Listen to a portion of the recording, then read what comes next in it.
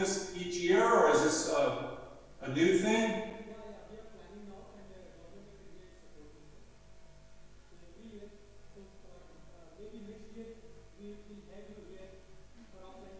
Oh, thank you. So, did you have it in the last 2 years with COVID? No, sir, this is the first time our lab is organizing this workshop. Yeah, all these hard decisions. We just had our first in-person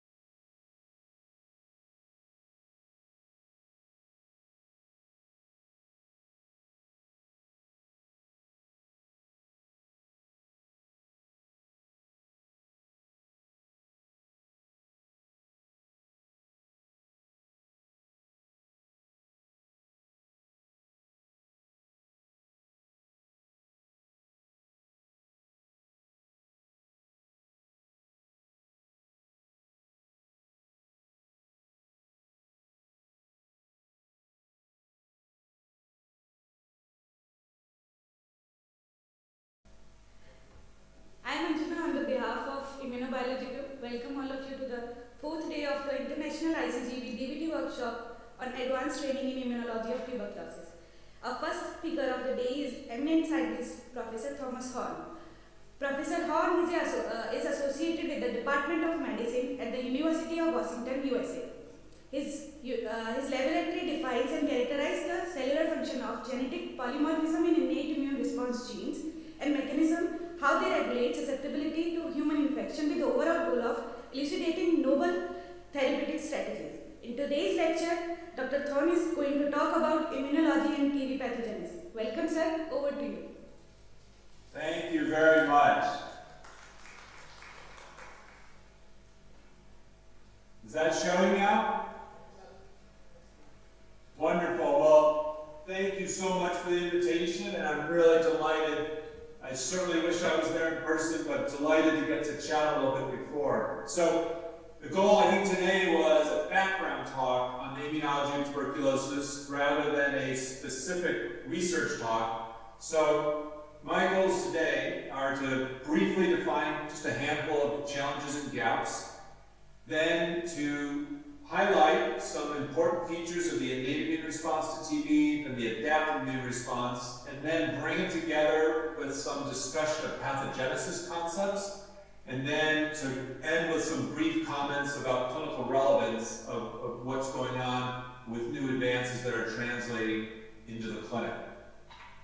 So, just to set the stage with a few highlights of challenges and gaps, as we look at the events that proceed when someone gets infected after inhalation of the bacillus, and then the various things that can happen along the way of no infection, infection with quick progression, infection with dormancy, and various latency states, and then the classic presentations, lungs, and then other sites as well. So really when one talks about the challenges and gaps, they're at every step of pathogenesis. And one of my goals today will be to weave in some of the immunology in terms of what we're learning more recently about each of these steps, such as why do people get resistance, why do people progress.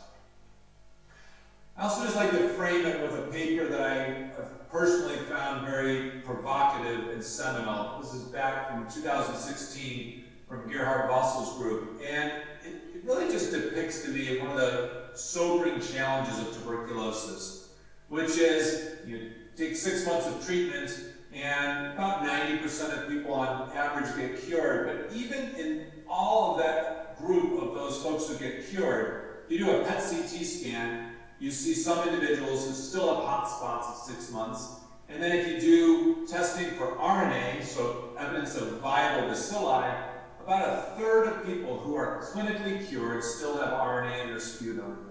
So I find this study helpful just to anchor the sobering challenges that we face. So what is it about this bug that 6 months later you still have evidence of viable bacilli and hot inflammatory foci? There's some reasons I think we can point to, but I think it really highlights the challenge. There are very few pathogens that have this feature. There's some, but there are not many that are in TB's category. So few of these gaps.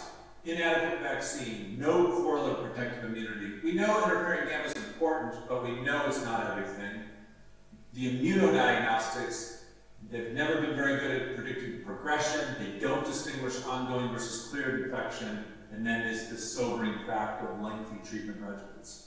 So just against that framing, let's just dive into a few highlights of innate immunity, adaptive immunity, and then pathogenesis. So, TB and macrophages. It's the home for TB, and this fact that there's 70,000 years of coevolution is, I think, one of the big features of why this synergistic relationship is so difficult to tip the balance in favor of the host. As TB is engulfed by a macrophage into a phagosome with phagocytosis, shown here, TB in red and the phagosome in green. What are the events that are kind of the cornerstone of that in terms of the unfolding of the innate immune response? This electron micrograph just highlights the close relationship. So on the left here is TB that has escaped into the cytoplasm, and it would be this bug here that's blown up down here. So the cell wall and the cytoplasm with that intimate relationship. And then here, this one's blown up. This is TB in a vacuole. And again, you see the cell wall of TB facing all of the constituents of the phagosome vacuole. So what's going on at a molecular level there?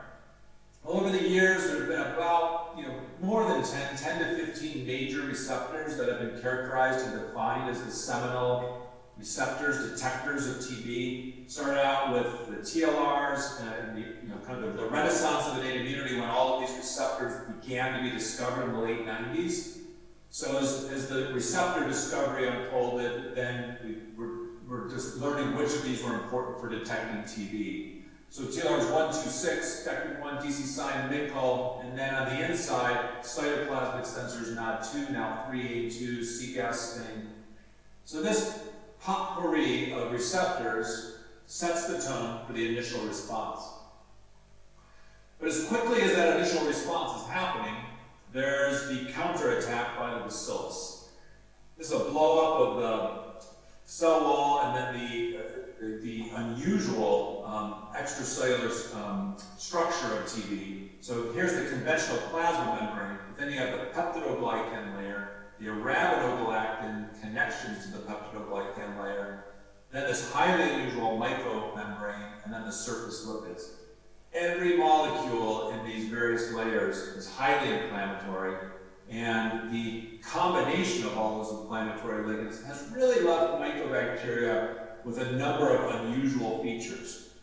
So you can think about what are the clinical consequences of mycobacteria in general, not just TB. So BCG is used in animal studies as Freund's adjuvant because it's so potent. It's also used to treat bladder cancer in humans because it induces a local immune response against the bladder, the cancer cells, against the epithelium. And leprae, the most unusual of the mycobacteria in terms of these cardinal features of immune reactions being the cornerstone of presentations. And then back to TB, there's paradoxical worsening where people get worse a couple months into therapy for no obvious reason.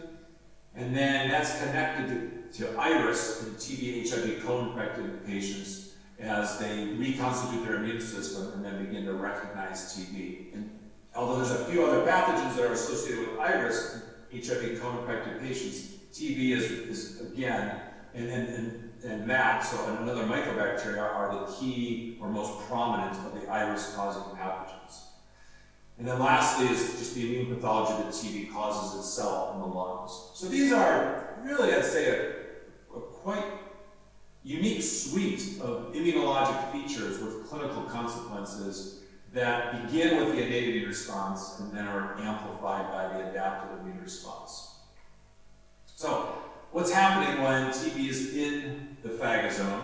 The host is doing all that it likes to do to try to kill pathogens, and usually these variety of killing mechanisms work. But TB, with that 70,000 years of coevolution, has an astonishing ability to subvert. So really everything here on the left, TB has developed a counter strategy to defeat that host-killing mechanism. And that's one reason, despite all that inflammatory potential, that TB is continually batting down the immune response that's building up. Not all times and all individuals, but as a broad theme. That's why it can live so quiescently for such a long period of time. So, just a couple examples of those. The most famous is ESX1, so the type 7 secretion system that leads to TB being able to escape from the phagolysosome. If you delete ESX1 from TB, it's no longer able to escape the phagolysosome. And it's also tightly connected to the production of type 1 interferons, so interferon alpha and interferon beta. So without ESX1, TB becomes a very handleable pathogen, and that's the most important thing that BCG lacks in terms of its attenuation. Another example of how TB can get killed, and then how it subverts it. So there's conventional phagocytosis that leads to phagolysozyme formation and then TB killing. There's also a different type of phagocytosis, LC3-associated phagocytosis, or LAP, and that has different molecular constituents. Ultimately, there's a similar fate, some differences as well, but that ultimately it's a pathway to kill TB. And then there's autophagy, where you again have an ESX1-dependent process. Again, different molecular players, a different final terminal pathway with ubiquitination, formation of the autophagosome, and then eventually TB killing. So all three of these are important.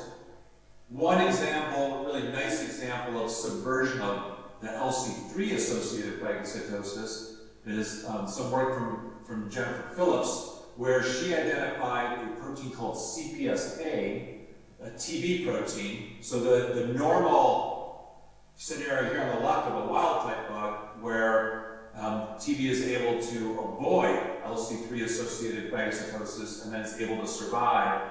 If you delete the single protein CPSA from TB, the lap machinery is able to be activated, and then you're able to kill the bug. So a really nice molecular example, critical pathway, one gene out of the 4,000 of TB is responsible for subverting this critical pathway. So a summary of the innate immune phase, 70,000 year relationship is I think the cornerstone of why there are so many intricate mechanisms of innate immune evasion. TB, although there's all these arms of the innate immune response there to clear it, we focus on macrophages. There's also the granulomas that we'll come to, neutrophils and DCs, but TB is exploiting some of these to its advantage, not only avoiding them, successfully killing it, but ultimately exploiting them. And I didn't intend to mention it, but there's also this really nice work on trained immunity, so epigenetic mechanisms of innate memory that can be an important part of the response to mycobacteria, including the BCG vaccine. Okay, so that, I would call that some highlights of the innate immune response to TB. And we'll come back to some of that when we talk about some of the pathogenesis steps. So now at the adaptive immune side, now part of this is very conventional. As you form conventional CD4 positive T cells or CD8 positive T cells, but in the case of interacting with the macrophage, CD4 arm would be a prime component. So you develop an interfering gamma response, IL-17 response, and other responses that lots of pathogens would fall in this category. TB does have a dedicated mechanism of trying to inhibit MHC2 class expression. And so if you have less MHC2, you get less antigen presentation and less T cell activation. So a series of elegant studies by Cliff Harding and Henry Bohm that defined some of those mechanisms. There's also some T cell responses that are less common, not unique to TB.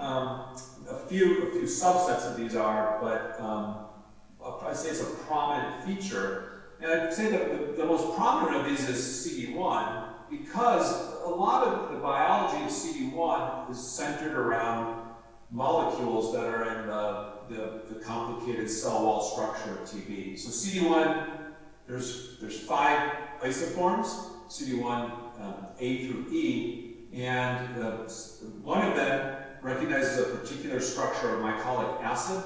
And so given that that's a very large constituent of the TB micromembrane, that CD1 restricted activation of T cells is a particular feature of the adaptive immune response to mycobacteria that I would put in the not completely unique, but a very connected to mycobacteria. The ligands for all of there's a variety of other ligands for the CD1 family, but it's CD1b, which is responsible for the mycolic acid.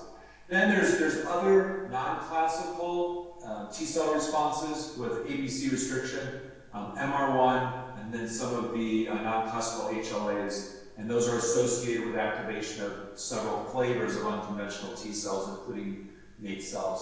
So there's a rich set of both conventional and unconventional T cell responses to TB. So when it works, the APC activates the T cell, interferon gamma is produced, gamma goes and it binds to the interferon gamma receptor. You have other innate immune cytokines that are being secreted from the initial interaction with the macrophage or dendritic cell. And when that works, you get successful killing of TB. And it can be by some of these mechanisms mentioned a few slides ago. What are the examples when it doesn't work? So the most clean and clear are the Mendelian disorders of microbacterial susceptibility. So if you have a mutation in any of these genes, these are the young children who are highly susceptible to either BCG, so we get the BCG vaccine and get disseminated BCG, or non-tuberculous microbacteria, or salmonella. And each of these genes is really part of this classic pathway of antigen-presenting cell activating the T cell, so IL-12 receptor, gamma itself, gamma receptor. Each of these that are depicted here are the genes where mutations have been found and are associated with these children having this high susceptibility to TB. The other example of how important gamma is for TB susceptibility is adults with HIV. So low CD4 count, less ability to make interferon gamma, and then your susceptibility to MAC, TB, as well as many other pathogens, because the CD4 defect is broad, it's not just interferon gamma, is high. So there's no doubt that gamma is extremely important. However, the field has probably over-focused on interferon gamma. And one example of that is that it's not a correlate with immune protection when you look at the vaccine literature. And there's also this important observation from many years ago where there was a study of the T cell epitopes in TB, and it was looking at whether those T cell epitopes are conserved or not. And the main observation was that T cell epitopes are hyperconserved. And the possible implication from that finding is that TB is actually trying to be recognized by T cells, and the thought would be that's because it needs to be transmitted. If TB lived its whole life in a dormant, quiescent state with no symptoms in the human, it would have no opportunity for transmission. So that is a very rich paradox. Gamma is important, but TB is going out of its way to conserve epitopes so T cell responses, including interferon gamma, are preserved. So that, I think, highlights the double-edged sword that we live in terms of trying to develop either effective vaccines or post-directed therapies. The other thing just to touch on at the adaptive innate interface is the famous granuloma. So the hallmark pathologic feature where you have caseous core of necrotic macrophages with lipids and various cytodebris, a rim of B cells and T cells, and then a rim of fibroblasts. So it's a hallmark feature, and then there's also a lot of pathogenesis happening in the granuloma. So you have cell spread and recruitment. There are interesting studies that challenge the notion that granuloma is just containing TB. That was definitely the original paradigm. And the more, I'd say, current paradigm is that there's some containment, there's some effective immunity happening in the granuloma, but TB is again exploited, and it's using the granuloma to enable cell-to-cell spread and proliferation of TB. So it's almost every example we come up with where we say, that's a protective host response, we often discover that there's TB exploiting it at the same time. There's other features of the granuloma. This lipid interface is very important. Really not enough has been done to explore what's going on in terms of this lipid milieu, in terms of how that affects immune response. And then the other feature is hypoxia. So the hypoxia of the granuloma modulates immune responses as well. So highlights of this section of the adaptive immune response. So gamma is important, but have we been a little bit myopic in terms of our celebration of how important interferon gamma is. We know BCG induces interferon gamma, but it's a partially effective vaccine. It works well in some settings, but it is far from a highly effective vaccine. There have been few trials more recently where they formally looked for gamma as a correlate of immune protection, including the MDA-85 trial, and it clearly is not a correlate of immune protection. And it's just to emphasize that this has been one of the important gating criteria for vaccines to be pushed into further phase development, that it induces a robust interferon gamma response. It's not necessarily an inappropriate gating criteria, but it comes with some challenges. Other summary features, the importance of the unconventional T cells, and then the importance of the granuloma. Okay, so now let's take those pillars of the innate immune response and the adaptive immune response, and let's try to weave them together with some thoughts about TB immunology and pathogenesis. So back to the overall scheme of some of the steps in infection and disease progression. And we'll touch on several of these and try to highlight some recent finding and where we sit with what are the remaining questions in the recent findings. So if we take this as a spectrum, exposure to either no infection or infection, then a gray zone period of subclinical TB or incipient TB, and then progression to TB disease. Definitions, no symptoms for these early phases, and then with TB disease, fever, cough, weight loss, and other symptoms. And then the other definitions in terms of the diagnostics. So PPD IGRA positivity is the cardinal feature for defining LTBI. And then we'll talk a bit about some more research tools that have been developed over the last 5 years or so to begin to better characterize this phase of subclinical TB and incipient TB. And then just the transmission features, again emphasizing the transmission is here and back to why TB might want T cell responses. So let's just make a few comments about these 4 different parts of the spectrum of TB pathogenesis. So first, just a few comments on the immunodiagnostics, and then where they're shedding light and remain a major limitation. So the PPD, developed in 1890 by Robert Koch. He thought he was developing a vaccine. He wanted to develop a vaccine, and what he really developed was a way to measure delayed type hypersensitivity responses. So a memory T cell response being the cardinal feature of a PPD response.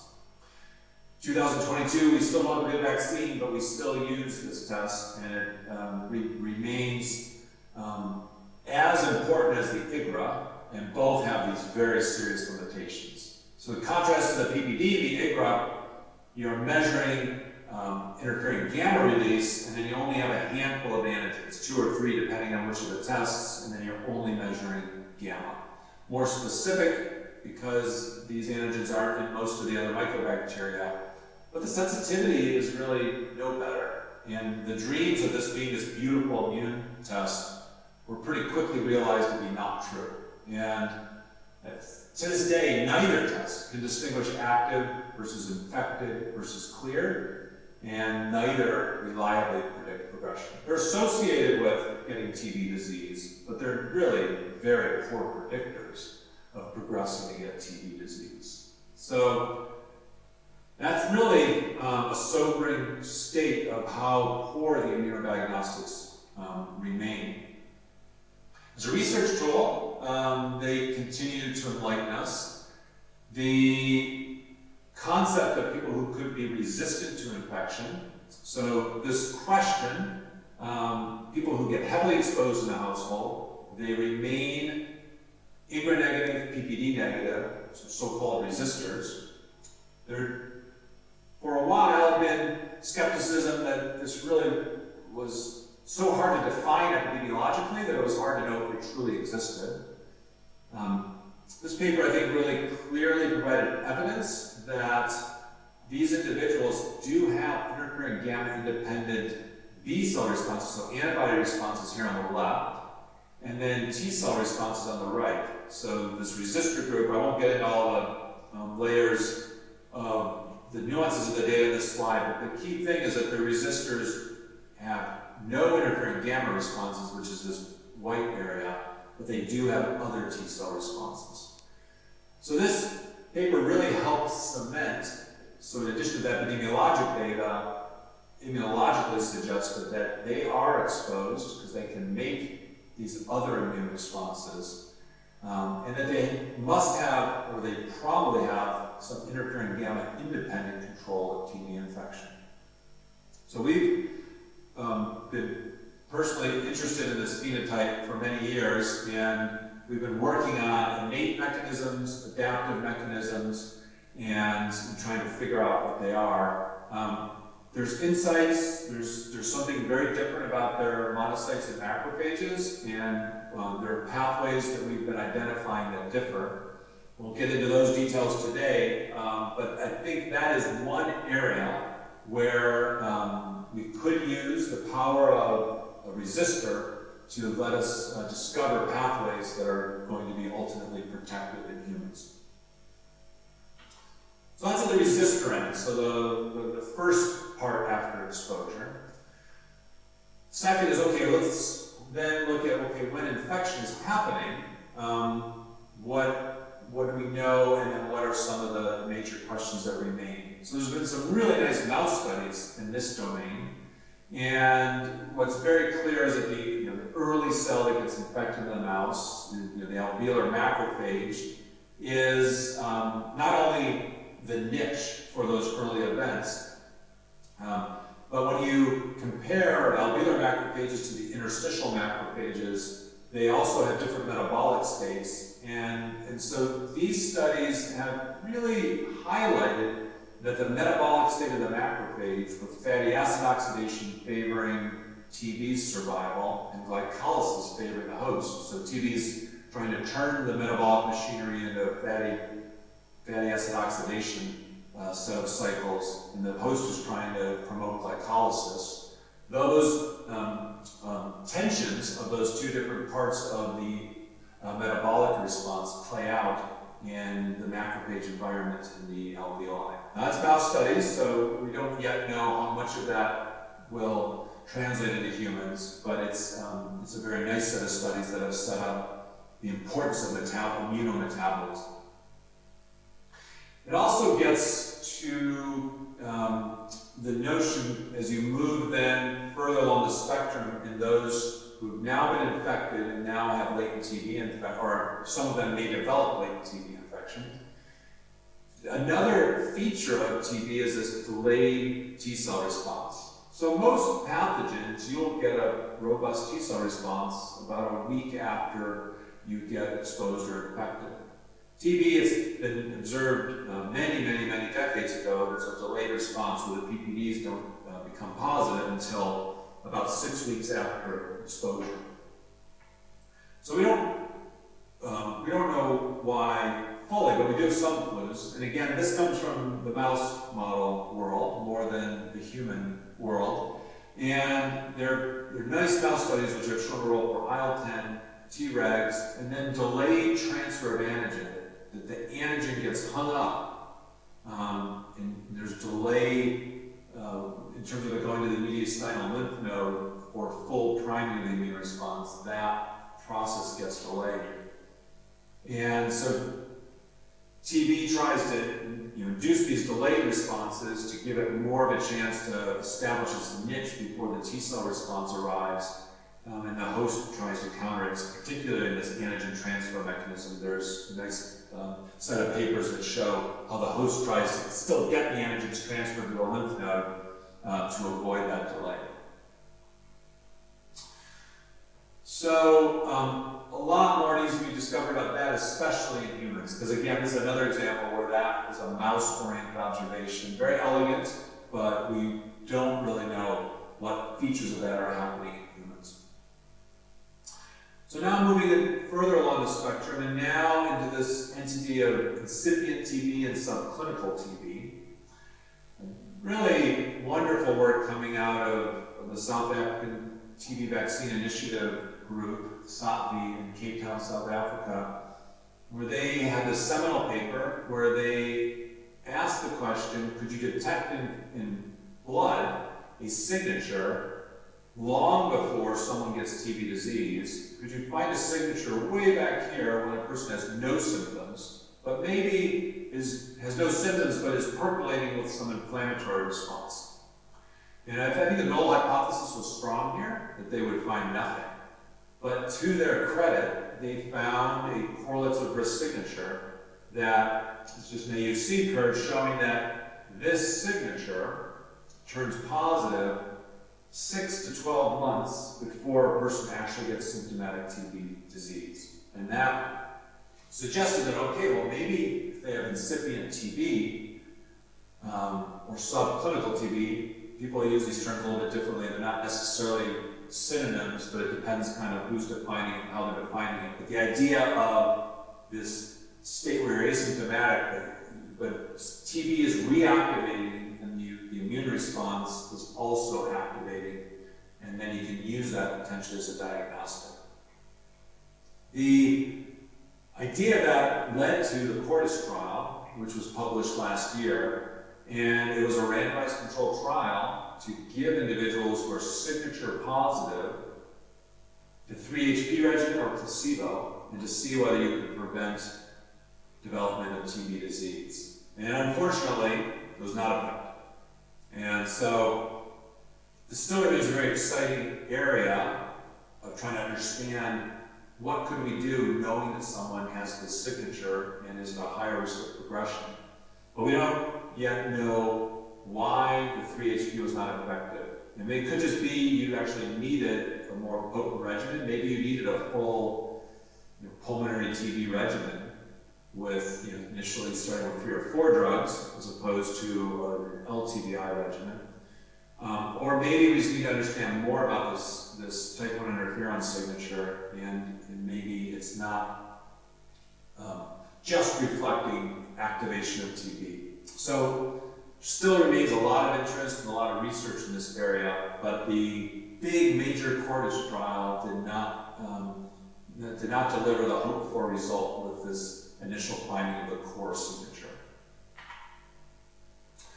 Lastly, in terms of the spectrum here, would be then people with pulmonary TB disease. And the cascades of inflammatory damage, the pathology side of the immune response, that leads to inflammation, which then causes cavities and scarring and lung damage. So that part, I think the most exciting thing that's happening in this space is with regards to host-directed therapies that I'll return to in the last section. What's very clear is that individuals who get TB not only have the severity of the illness at hand when they have active TB, but then a high percentage, about a third, are left with long-term lung damage of varying degrees. So just to wrap up this part, try to march along the spectrum and just to highlight some exciting recent findings, but also to highlight some really serious gaps in knowledge that we continue to have and challenges that we continue to face in terms of understanding. But what's really, I think, heartening is that we do have better tools to be defining each of these steps, and coupled with these new definitions that we can now layer into epidemiologic studies and to define cohorts for study, we now also have this large number of immunologic, genetic, and genomic tools to be interrogating these different stages. So, although the progression of TB along the spectrum is not new, our tools to dissect it and understand it has improved a lot. So, to summarize this section, this delayed young lung T-cell response favors TB growth. The alveolar macrophage provides that original niche for TB growth, and the metabolic state of the macrophage appears to be important. And if we can learn how to tweak metabolic states, that could be one of our strategies for combating TB. The immune response is a huge part of immune pathology, and if we could dampen immune pathology, we might be able to make headway in terms of new treatments. And then the immunodiagnostics of the PPD IGRA, PPD very old, IGRA new, but not much better. And they have helped us learn that there are important interferon gamma independent pathways for controlling TB. They've expanded our definitions, but they have not yet led to the new LTBI insights. Whereas the incipient TB now has a new tool, this correlates of risk, and I think that's fundamentally opening up a new stage in the spectrum that can be dissected. Okay, so let's close with a few comments about clinical relevance and bringing immunology to the clinic. So just some brief comments about TB vaccines, treatment shortening strategies, and then to wrap it up with some comments on TB host-directed therapy. So the pipeline for vaccines is as good as it's ever been. On the one hand, I think it's easy and understandable to be a little bit pressed about the lack of an highly efficacious TB vaccine. BCG has been around since 1921, it's still used, it's justified in its use, but it really leaves us all wanting something much better. We still don't know the correlate protection, but those are the reasons to be a little bit, I think, depressed. But then in terms of to be really encouraged, it's a pretty good pipeline for TB vaccines. You can see a number of candidates here, and many of these candidates have different features that are important, and so there'll be an ability to stimulate the immune response in new ways that hopefully are orthogonal to each other. The other encouraging thing is the M72 trial. So it's our first new vaccine with an efficacy signal in the TB field ever, since BCG. So here's the highlight of the paper from a couple of years ago. This is also from, it's a multi-institutional collaboration, but also with the investigators from SOCD. So phase 2B, randomization of the M72 with an AS01 adjuvant, which contains NPL, a TLR4 agonist. And outcomes was pulmonary TB disease. And you can see there's the Kaplan-Meier with the efficacy signal. So 50% is not the ultimate goal, but very exciting that a subunit vaccine just has these two TB antigens was associated with an efficacy signal.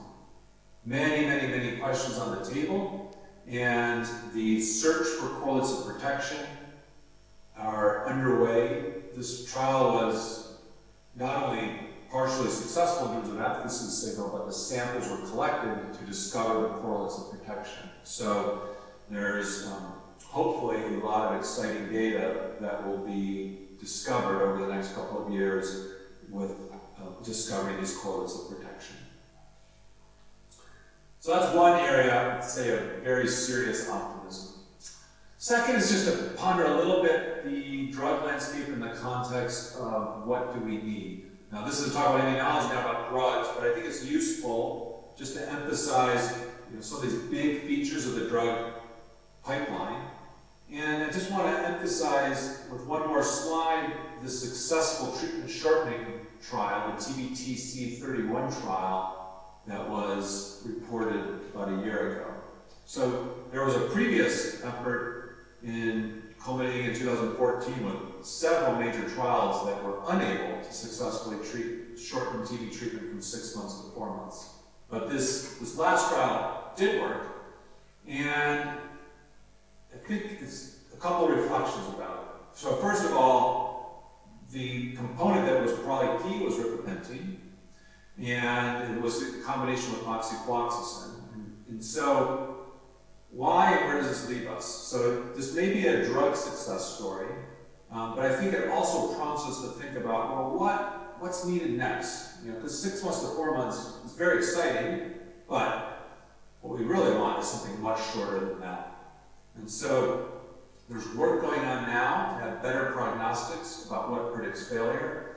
There is the the STREAM study, which is a study led by Cliff Berry, where they are using a PET CT to define features of favorable treatment response that could be then converted into biomarker-directed measurements, where eventually people could have a measurement made that might put them into a favorable treatment category to have shorter treatment. And then there's always the question of host-directed immunotherapy. So this knowledge we have about the innate immune response, the adaptive immune response, could we convert that into a true host-directed therapy?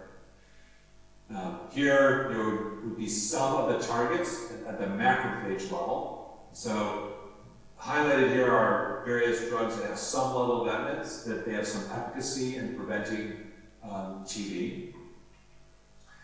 So there have been some HDT trials over the last couple of years, and I just want to highlight the encouraging news. Everolimus, an autophagy activator, CC1050, a phosphodiesterase 4 inhibitor, and interestingly, doxycycline, have all been associated with improved lung function, either pulmonary cavity volume or FEV1. So not the macrophage activating example that I think is something to keep striving for, but the immune pathology example of how host-directed therapies could work. So tiny trials, these are proof of concept, they're all phase 2, but we now have 3 trials with different efficacy signals for host-directed therapy for immune pathology. So just to wrap up and then turn over to time for questions. So why does TB survive? I think it starts with the 70,000 years of coevolution with these tuned survival mechanisms, all these immune evasion strategies. There's a large reservoir, so when you have 25% of the world who's infected, or at least has been infected, that creates this large reservoir for transmission. I didn't emphasize this earlier, but natural infection is actually a very prominent feature of TB. Natural infection conferring protection is a strong feature of TB. So to make a vaccine, actually to do better than what humans actually already do pretty well, it's paradoxical because we live in the midst of a TB epidemic, but the immune response mostly contains and controls TB. And I mentioned we don't know the correlates, the limitations of immunodiagnostics, and then the long duration of treatment. But I just like to end with hope because I really do have it. We have some of these new research tools in immunodiagnostics that maybe, like this correlates of risk signature, could be converted into something which has tangible, translatable benefit. We have tools right now in immunology, genetics, and genomic arenas that are just of a scale that we've never had before in our arsenal of research. So I do think the insights will be at a much faster pace now. I mentioned the vaccine pipeline, the M72 progress, the treatment shortening progress trial, and then the 3 HDT drugs. So all of those are really wonderful signs of progress that I think there's true reason for optimism. So I'll stop there. That leaves us a couple minutes for questions. Thank you.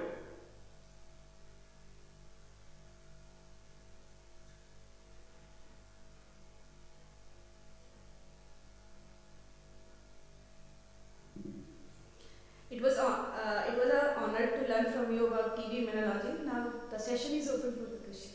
Yes, sir.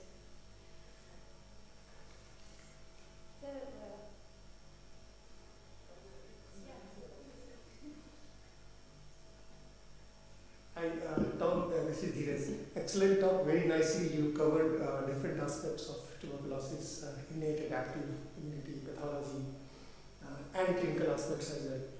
So I would like to take you back to your thoughts on IF gamma.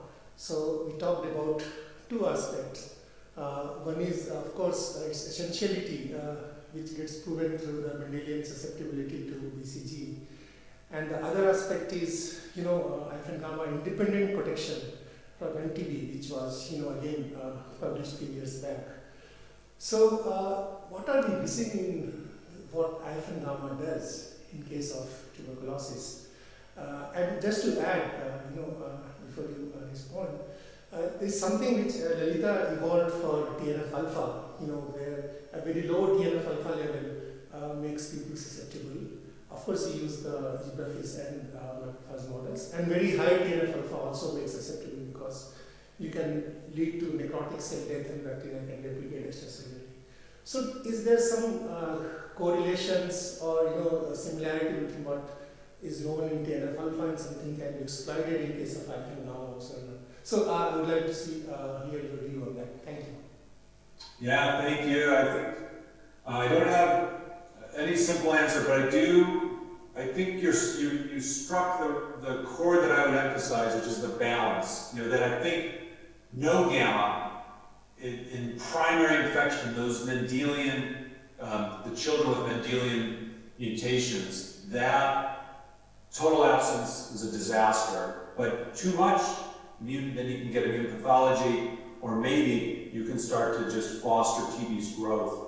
So I think it is the balance, but I think that what are we missing, and how do we achieve that balance are just such difficult questions in terms of our current data and understanding. So I do think we need to search for the balance, but also the new factor. But I don't have insight beyond that. Yeah, thank you so much. So we agreed to call alpha and gamma as essential but not sufficient, right? For protecting Yes, tuberculosis. I think that's the right phrase. So, hi Professor Hon, thank you. Thanks for very interesting and enlightening lecture. So I think with your presentation we got brushed our basics again. So I was wondering, in continuation of Dr. Dhir's question, since many vaccines which are in different clinical phases are only targeting alpha gamma, and there are many cells which are residing in the lung, and they are known as parenchymal to differentiate them from blood residing counterparts. But these parenchymal cells produce less cytokine as compared to vasculature cells, but still they are known to provide more protective immunity as compared to vasculature one. So what is your thought about this? Sorry, part of that I couldn't hear. Did you just rephrase the last bit? Yeah, so there are many cells which are known as parenchymal and they are residing in the lung to differentiate them from blood residing counterparts. And blood residing counterparts are known to produce more alpha gamma or other cytokine as compared to parenchymal one. So still parenchymal cells are known to provide more protection against TB as compared to vasculature one. So what is your thought about this? Now I see. Very important question. I think these flavors of sources of cells and immune responses that I think we're now starting to define, I think we're just on the earliest stages of knowing that location matters and cell origin matters, but the features of what is truly mediating and being produced by those sources of immune responses, I think we barely understand. So I think critical area for research, harder in humans of course than in animal models. Thank you, Professor. Thank you.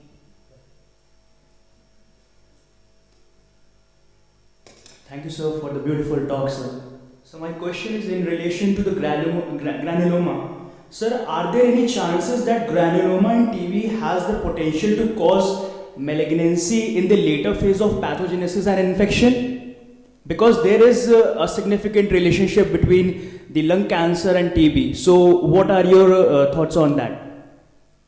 Whether the granuloma is associated with progression? Was that?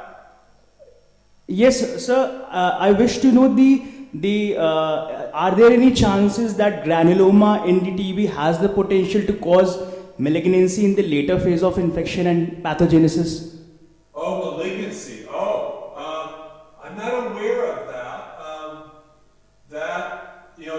The lung pathology associated with TB in terms of scarring and lung damage and fibrosis, I think is the part that I think is pretty well established, and I think the granuloma is kind of at the heart of that.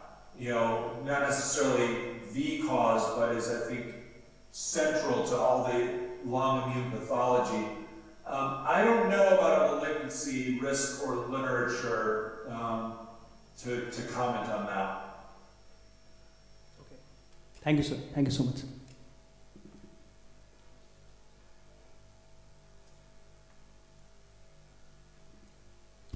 Thank you so much, Professor, for the wonderful talk. Sir, I have a question. Was the risk signature related to any of the cell type?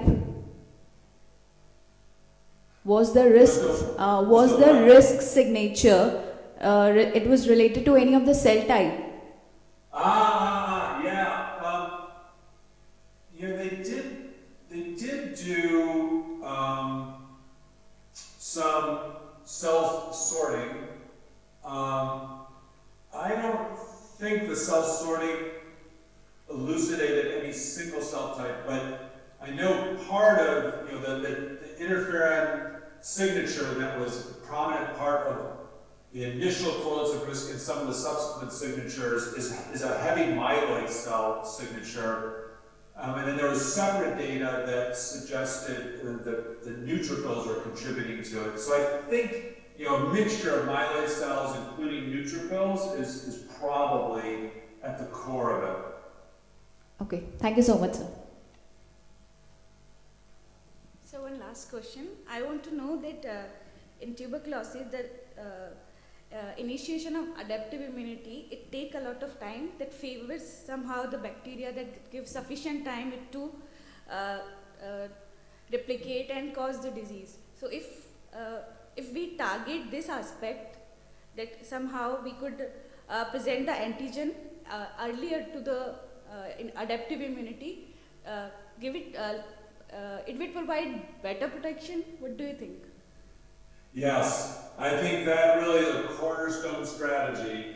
And I think on top of what you're describing is also to really have it waiting in the lungs. So how do you get pulmonary adaptive immune responses primed and available for when the bacillus is inhaled?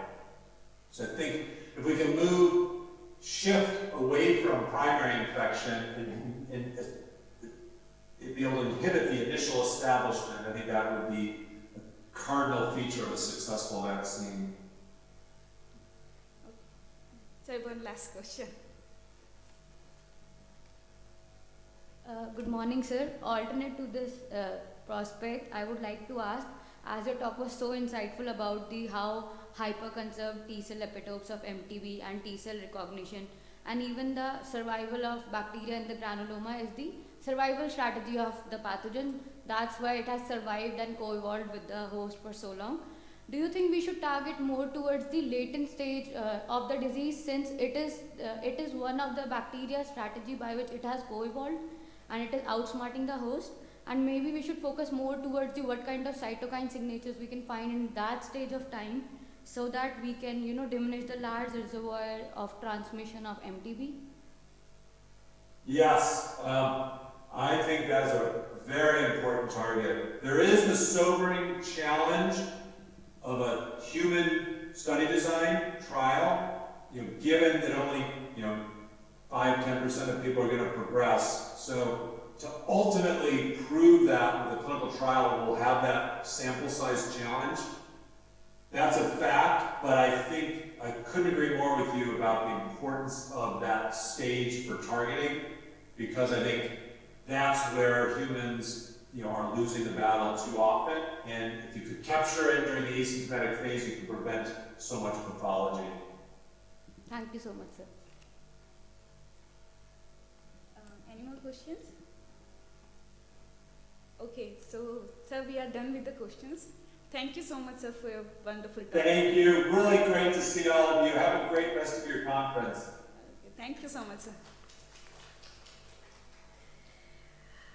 So moving forward, our next speaker is Dr. Diaz Kumar Singh. Dr. Singh is a staff scientist at Southwest National Primary Research Center, Texas Biomedical Research Institute, San Antonio, USA. Dr. Singh, an eminent scientist in the field of TB research, has 10 years of training in tuberculosis immunology with a focus on T-cell immunity, for developing novel immunotherapeutics and vaccines. His research is specifically focused on TB and TB-SIV co-infection in non-human primates. Now, he is going to talk about deciphering active and latent tuberculosis using non-human primates. Now, I would like to welcome Dr. Singh for his talk. Welcome, sir. Over to you. Thank you so much. I'd like to thank Wade and the organizing committee for giving me this chance. For those of you who don't know me, I'm an ICGEB-DBT alumni. I did my PhD from ICGEB-DBT. I was there during 2011 to 2016 under the joint mentorship of Professor Diaz and Professor Rahman. So it was at ICGEB that I developed my field for research as well as for immunology, and I continued working on Microbacterial, focusing on TB, and then from there I moved on to join the precautions group at Mendelian National Primate Research Center, where I continued the same immunology work targeted towards immunotherapeutics and vaccines, and then eventually I moved to SNPRC with the precautions group. So right now I'm a staff scientist at the Texas Biomedical Research Center. It's a hosting field for SNPRC, which is the Southwest National Primate Research Center. We are one of the 7 national primate research centers in the US, and we mostly focus towards using the non-human primates or the monkey models for advancement of immunology and infectious disease research. So today, I'm going to focus on why this model is important and how this model gives us the capability that is not imparted by other animal models, and somehow helps us in overcoming challenges that we face in translating these kind of research in humans. So moving forward, just to briefly touch up on the TB, because I have developed my understanding of TB in ICGEB and conferences. I know how deep it can go. So I'll briefly touch on the background. So we already know 1/3 of the global population is believed to be infected, and the disease is spread worldwide, right? But mostly it's more prevalent in Africa and Southern Asia. Usually based on the data that we got in 2020, right after the pandemic, it is estimated that we had 1.54 million deaths and 10 million new cases. But it's also believed that because of the pandemic, this data is underrepresented, and we are basically back to the level of 2017 in terms of data reporting. Now, if you look at the complete diagnosed cases in 2020, it was 7.1 million in 2019, and 1 million in 2020. So we are on an 80% decline back to the level of 2012. So we are very hard hit because of the pandemic. And most of the world, people have to prioritize their research and move to disability, so that also gave a pushback, and for some time, some crucial research was deeply for backlog. Moving on, we already know about the only available, widely available vaccine is BCG. Now we have some new candidates in trial, but again, we are still to see something that performs better than BCG. This is a centrifugal vaccine. It's still useful because it's protective in children and infants, but again, in adults, the efficacy is variable, and it can cause disseminated disease in HIV positive people and children. Now, based on what you understand about TB and BCG so far, TB Vaccine Initiative Group has some key recommendations for developing new candidates. So, we need to improve our immunization methods, and it has clearly been shown that moving on from intradermal to mucosal vaccination that you deliver, whatever your vaccine candidates are, directly to the lung mucosa can actually induce a much stronger immune responses and induce protected cellular subsets that are purified in the lung. And they have been shown to give a much better protection. Because of the distribution of the degrees, these new immunization methods and candidates need to be economic and preferably painless. And if they can induce a systemic immunity, they are the best candidates. As of now, we only have intravenous vaccination in BCG that has shown the strongest systemic immunity, but again, intravenous administration has its challenges. Now, there are particular challenges associated with TB because it's mostly associated with the developing world, so there is comparatively less funding available to it when we have present institutions. And then another problem is we still lack very good animal models. So, whatever data has been cured over the last century is mostly based on murine and bovine models beginning and has been expanded related to other models like rabbits, And much later, people switched to non-human primates. And in the rest part of my talk, I'm going to focus on this. So our group basically works on the monkey model. TB is so resilient and very adaptable. So it can basically infect all different species of monkeys. It shows variations in terms of protection or susceptibility. So some species are slightly more resistant and some are more susceptible. The monkey colony that we use most for our studies are the macaques. These are Indian origin macaques, and these are considered susceptible for tuberculosis. We also have recently used the Synovial macaques for one of the vaccine studies that we conducted. So throughout this presentation, I'm going to skip the data set that Deepak already presented about replication and also immune system. So on the left is an image of one of our friends from our colleagues. On the right, what I'm showing you is a specific image which we did in a study last month. And what you can see is peculiar in this is that the monkey for which I'm showing you the 18F FDG update data set. And the second monkey for which I'm showing the same data on the bottom, they both received the same dose of the bacteria at the same time. Both these monkeys originated from the same colony, so we are expecting them to be similar in terms of their genotypes across multiple loci, but they still are outbred and they might have some difference. So this is a phenomenon that we usually see, and in monkeys what we find out is that if we are going to use a low dose ranging from 5 to 10 CFU of MPV-CDC-1551, around 90% of those monkeys can actually control infection and develop a latent disease. As you can see on the bottom of the month by a red arrow, there's only one specific element of bleaching.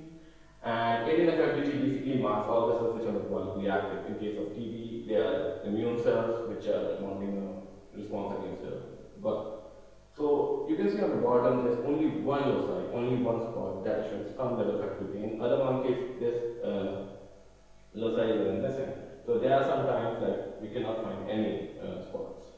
On the top is a monkey that received the same infection at the same time, but this monkey could not control the infection and it progressed to an active disease. And you can see most of the lung on the bottom is inflamed and most of the cells over there are metabolically active because of inflammation or the immune response against the bug. Now, if we switch this model, we increase the CFU and we bring it to around 50 CFUs, there is a 50% chance of the animals producing to active disease. And if you go further with this strain, so moving on to 100 or 200 CFUs, almost all the animals develop active disease by the end of second month. So moving on, a very intelligent postdoc from our group actually did peripheral response measurement across a cohort of 400 monkeys, and what you can see is on the top left that there are peripheral markers that you can easily read from blood that can predict whether the animal is in an active state or a latent state.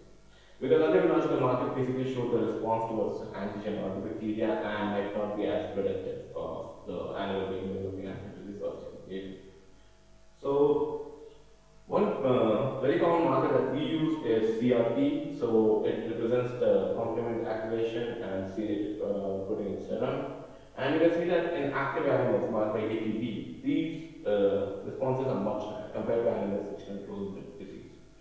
Shown on the left side bottom panel, you can see that the serum AG ratio actually depresses in active animals and when we compare it to pre-infection, which is the healthy animal or a latent animal. Now this is kind of what is expected because in a normal animal and a healthy person, you expect to have more albumin. But when the person gets infected with infectious disease, they tend to start making antibodies and that increases the gamma globulins in the blood. And this can be a very good predictor of looking at just the peripheral response and predict whether the animal is going to do or producing to active disease or not. On the right is the correlative function that we did at the endpoint to do bacterial burden from lungs, or we looked at the pathology in the lungs. And you can clearly see that active animals will have a much higher pathology and bacteria in their lungs. So moving on, we also looked at the peripheral responses in terms of cells. And what we will find out that monocyte to lymphocyte ratios in active animals are elevated when compared to latent animals. So this was also a very good predictor of active disease. And then similarly, neutrophil to lymphocyte ratios were elevated. On the right, I've shown the fractional subset of these cells in the blood. So you can see that with infection, monocytes tend to go up, neutrophils tend to go up, and the fractional abundance of lymphocytes tends to go down. Now, I am clearly showing you that this is a model that can cover the entire spectrum of TB and we can tune it. So this data set mostly is specific to Indian disease macaques and is being generated using the CDC155 strain. So we can do similar stuff with other strains, but it will need a lot of optimization and hit and high experiments. So recently we did similar low-dose infection with the MTB original strain and Antigen A78 strain. And there we saw that they have much higher pathogenicity, and with the same 5 to 10 case group, the chances of the animals developing active disease is much higher compared to CDC, which is what is also reported in the field. Moving on, now that we have seen at the peripheral markers that can predict active disease, but at the end, the actual battlefield is the lung. And since we use the aerosol model, it is really crucial to look what's happening in the lung in terms of the cell size.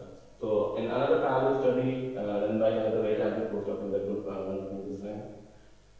we imaged lung granulomas across multiple diameters and then stitched them to constitute the complete granuloma architecture so that we can look at different zones of granuloma and the cells.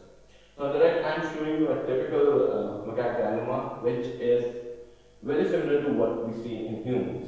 Usually mice do not form granulomas that can mimic humans, so this is another plus point that the macaques or the monkey model provides us. So just to briefly touch on this structure, I'm going to give you the next slide. So granulomas are considered the hallmark of TB, and what you find is in the center is a necrotic casein, and in this necrotic core, most of the cellular integrity is lost. So I've seen some of the well-renowned cell biologists in the field who do this kind of work. They call it cellular dust because at some point the cellular architecture is completely lost, and if you're staying for the membrane, you don't find a continuous stain. So after this, if you move on the outward side, next one is an intermediate myeloid layer, which consists mostly of macrophages that can be easily stained with common macrophage markers like CD68 or CD163, and giant cells with multiple nuclei. Now over here, what we are showing is expression of IgO, which I'll touch up in a little bit. And if you go further outside, then there is a lymphocytic class. So over here we are not looking for T cells because of the limitation of channels that we have in our system. But you can clearly mark the lymphocytic curve based on the smaller size of the cells and much higher rate of the nucleus. So just to summarize this, if we look at the granuloma in humans or in monkeys, we can clearly identify different architectural structures in them. They are multi-layered, and you can actually use specific cellular markers or molecular markers to differentiate different forms of the granuloma. Now moving on, what we did was we already had monkeys that were infected with low dose, high dose. We were monitoring them for a long time, so we knew which of those animals are active animals and which of them are latent animals. And then we recruited a control cohort of naive animals. So these were opportunistic toxins that happen in the center and we collected tissues and other samples from them. So as you can see on the left, in a naive animal, there will be normal alveoli and other cell types. Over the latent side, what I'm showing you is the staining for CD66 ABCE, which specifically stains the neutrophils with CD66B, along with CD33, which has been shown to be a marker for MDS6 or myeloid. We also stain for IDO, which is indole deoxygenase 1. It induces the tryptophan metabolism towards the cannulin product, and cannulin can inhibit T cell responses. So IDO responses are strongly immunosuppressive for T cells. So now if you look at this, what you can find is that in the animals which are maintaining latent disease, first of all, it's really tough to find granulomas, and if you can find one, then in this case, the one that we found out, there were 2 well-seen granulomas in close vicinity. And you can clearly demarcate that the central necrotic core was very diminished, and in the other one it was not really completely necrotic. On the right is another classical granuloma from active animal. You can see a big casein structure in the center, which is outlined by macrophages, which are expressing IgO, and outside that are T cells. Now, if you look at this architecture, you can easily appreciate that most of the bacteria is actually trying in the center. They're trying to replicate or persist, right? Outside the central core is a myeloid layer which is expressing IgA1, which means it's inhibiting T cell responses, and it's not letting the T cells to penetrate the granuloma and actually induce their anti-TB effects. Now, what we did was we used AI-powered delineation of different layers, and then we quantified the cell types in different layers of the granuloma. But prior to that, we just did a normal calculation where we looked what is the fraction of these different MDSC subsets in different animal cohorts. And as expected, in active animals, we can find more neutrophils and then more MDSCs. And these MDSCs were expressing a higher expression of IgA1. So with AI coordination, we categorize cell types in different layers. And over here, what I'm showing you is in blue. Data set from naive lung interstitium or complete lung, and in yellow I'm showing you data for necrotic core, and then in IM, which is pink, I'm showing you the data for the intermediate myeloid layer, and in green I am showing you the data for lymphocytic cast. And on the right in red is basically the interstitium of an active monkey. So what we found out, and which was interesting, was that neutrophils are mostly present in the central necrotic core, right? And then MDSCs, the PMN MDSCs are a subset of neutrophils which have all the neutrophil markers, but they have characteristic MDSC markers. And we were expecting that since the caseum or the central core has most of the neutrophils, this is where we find the MDSCs, but that was not the case. What we found out was most of the MDSCs were actually present in the lymphocytic cast. So they were localizing to the zone where there were more T cells, so they can induce their T cell inhibition phenotype. And then we looked at IgA1 expression, and again the same thing. Among MDSCs, most IgA1 expression was found in the lymphocytic cast. Now we tried to look at what's happening with the trafficking. So Ki67 is a marker for cell proliferation, and if we look at it, cells which had proliferated in the last 3 to 4 days or 70 to 96 hours actually retain Ki67 in them. So basically, if these cells are lung resident and they're staying in them for a very long time, you won't expect to find a lot of Ki67 in them. But if these are cells which are coming from the periphery or other parts of the body, then they would be Ki67 positive because they have recently proliferated. So what we found out was there were some trafficking cells in Ki67 positivity in the live animals, but again, not a lot. But in latent animals, slightly higher, but the low number of animals does not have a significant difference. But in active animals, as expected, most of these cells for Ki67, that means they have recently proliferated. And when we're looking at MDSCs specifically, the MDSCs which are recruited to the lymphocytic cuff outside the granuloma have recently arrived there because these were proliferating MDSCs. So clearly, MDSC trafficking occurs in a dynamic state. It continuously is replenished and it can inhibit its T cell inhibition function. And it specifically homes to the periphery of the granuloma where it can inhibit the T cells and stop their trafficking towards the center of the granuloma. Now we quantified these, and as expected, highest amount of Ki67 positive MDSCs was present in the lymphocytic cast. And then we did, using a similar method, we did active spanner testing to multiple functional aspects of MDSCs, looking at IL-10, Arginase, INOS, PDL1, and MMP9. And in all these cases, what we found out clearly was that most of these markers were upregulated MDSCs in active animals, and most of it was actually residing in the lymphocytic cusp and in no other sources of granuloma of the lung. Now, traditional literature has reported Arginase activity in MDSC, but in our case, our differences were elevated, but they were not significant statistically. So, moving on, we then decided to look deeper, dive deeper into the phenotyping of lungs and granulomas. And what we did was study in collaboration with Dr. Shivana Khader and Maxim Abdamov at Washington University in St. Louis. And it was a very simple experiment. What we did was we had lungs isolated from these different cohorts of animals, so we marked them as control, which are healthy animals, active TB or pulmonary TB, which have progressed to an active disease, and then animals which have controlled the disease as latent TB or LTBI. We collected those cells and subjected them to single cell RNA-seq pipeline. The data set that we get to try to validate using cytos, because back then we still didn't have the high parameter capability over here. And then we evaluated the targeted cell subsets using standard methods like flow cytometry and immunofluorescence.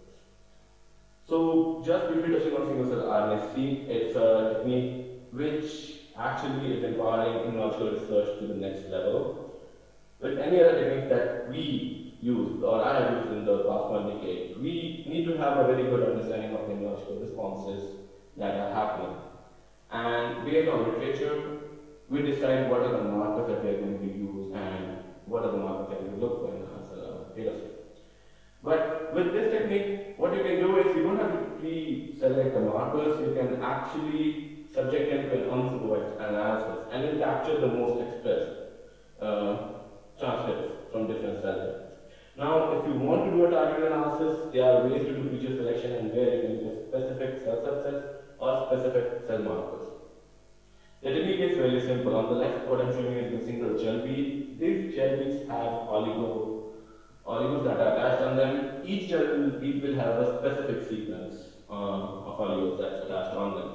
And when you get this kit from 10x, each tube will have a million beads, each with a different oligo sequence. And the approach that we took was a 3' capture and desequencing. So what it does is it has a specific sequence which is attached to a Linux barcode, which is attached to a unique molecular identifier which is another barcode, and then that is attached to a poly-DT. Okay. So this thing will capture the poly-DT on your transcripts or mRNAs from the cell.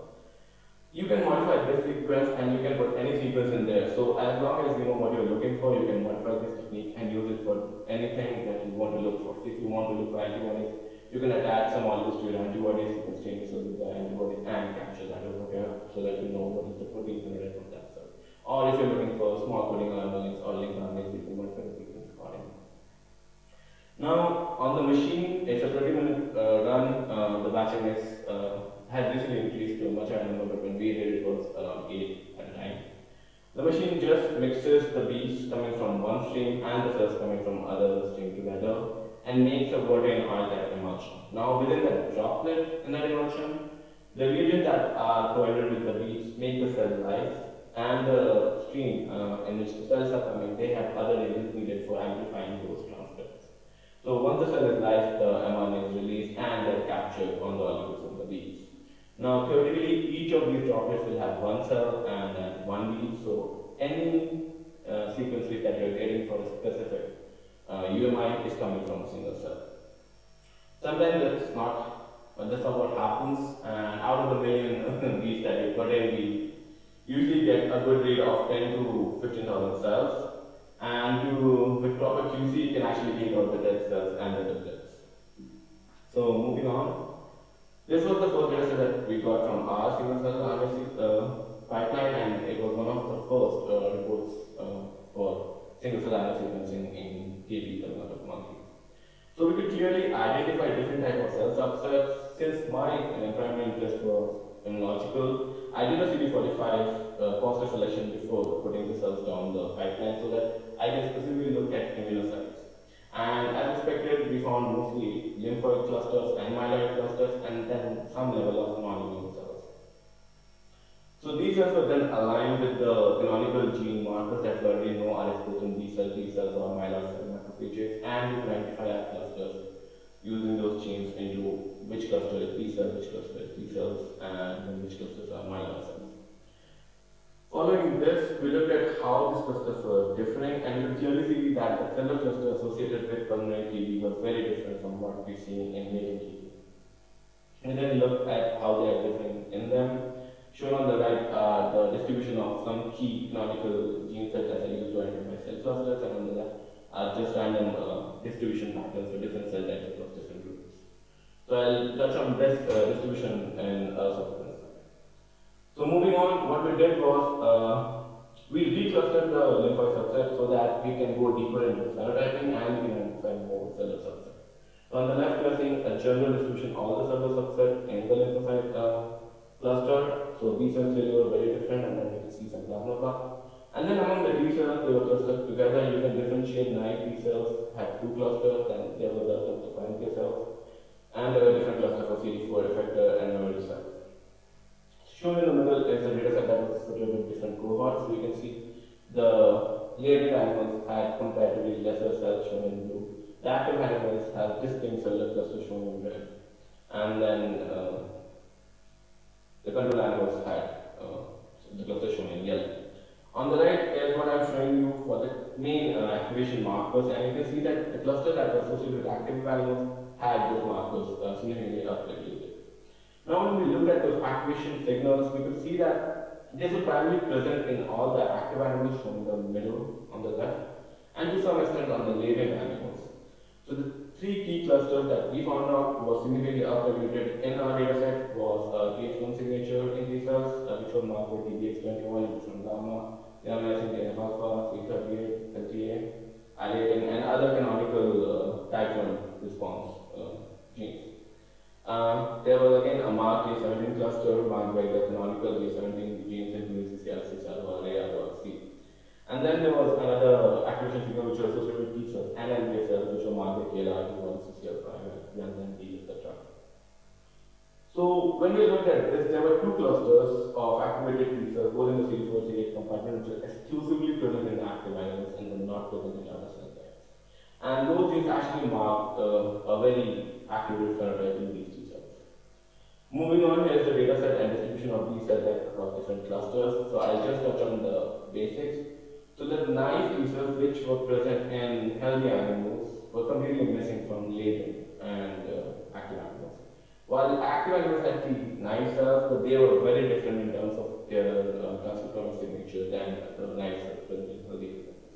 Other than that, as I already mentioned, there were distinct subsets of activated CD4 and CD8 T cells and clearly more proliferation of T cells in the active animals. Now what we did was we followed up that data and we validated it using CyTOF, and we could validate most of the data set that we found out in there. But the thing was, with CyTOF we were limited to around 20 markers and we lost the depth. So what we decided was we selected specific small parameter flow cytometry experiments to validate whatever we found with our deep analysis. And here's the data set shown for some human PBMCs, and here you can see that clearly the active patients had much less NK cells in their peripheral circulation, while people who had latent TB or in case our monkeys, which had latent TB, both of them had much higher peripheral NK cell responses. So we believe that NK cells in periphery as well as in the lung are associated with a protective response. Moving on, now in the next part, what we did was we touched up on the Myelin subset, so we declustered them, and then we identified the cellular subset that we are considering to. So the canonical gene markers, CD168 for macrophages and CD1, also known as CD206 for antimacrophages or alveolar macrophages, L3RA for PDCs, CD14 for macrophage and monocytes, and so on. So based on this, we will see that even the Myelin subset was very different across the different groups. And if you want to look at it, there is a distinct cluster of this yellow subset that was present in active TB and was nearly missing from the other two groups. So we next moved on to look what these subsets were and what were the genes being expressed in them. And what we found out was there were distinct subsets of macrophages which were having a TREM2 positive gene module active in them. So these were a special subset that was never reported in the past. So we found this subset, so we got to name them, and we just put in the gene expression module that is being expressed in them, so we call them TREM2 positive macrophages. And now with multiple single cell analysis experiments across different disease models, we've seen that this is a clear signature of healthy animals. Other than this, there was a distinct signature, the one that I marked in yellow, was macrophages, which has a very strong interferon responsive gene signature present in them. And then there were other subsets which were down in active animals that were present abundantly in latent or healthy animals. Other than this, a specific subset of classical DC1 and plasmacytoid DC was upregulated in the active animals. Now again the same thing, we tried to validate this using CyTOF, and again it was not as deep as the single cell analysis, but to a more extent we could actually validate what we found in the single cell. At this point, I'd also like to point out that our main problem with single cell using the 10x platform is it cannot be used for neutrophils. So our entire data set that we had for single cell is total immunocyte minus neutrophil. So this cytology which actually showed that neutrophils were higher in active animals and then interstitial max were lower. There was second subset of interstitial max which were kind of similar between active animals, other alien animals, but was slightly higher in healthy animals. And so on and so forth. We lost the sensitivity on the PDC subset, but we did look at it with separate experiments and we could see that PDC is actually increased in active animals. So based on this data set, we have clearly seen that active PV actually has a hallmark type 1 different response to macrophage subsets present in the lungs. These are basically most of the macrophages that are present in the lungs in active animals. And then when we look in deeper, we could actually find that the upregulated PDCs were inducing a very strong type 1 responses. So with this, I'd like to conclude my talk. So till now, what I've covered is NHP can really display the spectrum of TB disease, and which fine-tuning, we can actually model different phases of TB disease. Traditional markers which were mostly used in the past as predictors are now empowered by newer techniques like in vivo imaging using PET-CT. And then using this model along with newer technologies can actually help us not only study the TB disease as a whole, but can also help us gain new insights into the immunodynamics of different cell types associated with TB. Over here I've shown you an example of myelin cells, how they are specifically focused into a specific area in the granuloma and how they're preventing other productive T cells from entering the granuloma and reducing their effective functions. Now we have also tried to use spatial confocal imaging to show what their functional attributes are. So these were observational experiments, these were not really a fine-tuned functional experiments, but once we have the results, we can totally expand it to move further and do functional experiments ex vivo. Now we use single cell analysis technique to efficiently model the immune landscape in the lung of these animals to model and predict what happens in TB. And then, based on our data set, we could report confidently that infiltrating plasma-circulating dendritic cells are the cells which are inducing type 1 interferon responses, and then the macrophages are the cells which are having a type 1 interferon and type 2 interferon response genes in nature. We actually reported two repopulation, the interferon response in macrophages, and then the trend 2 positive macrophages which are present in the healthy animals.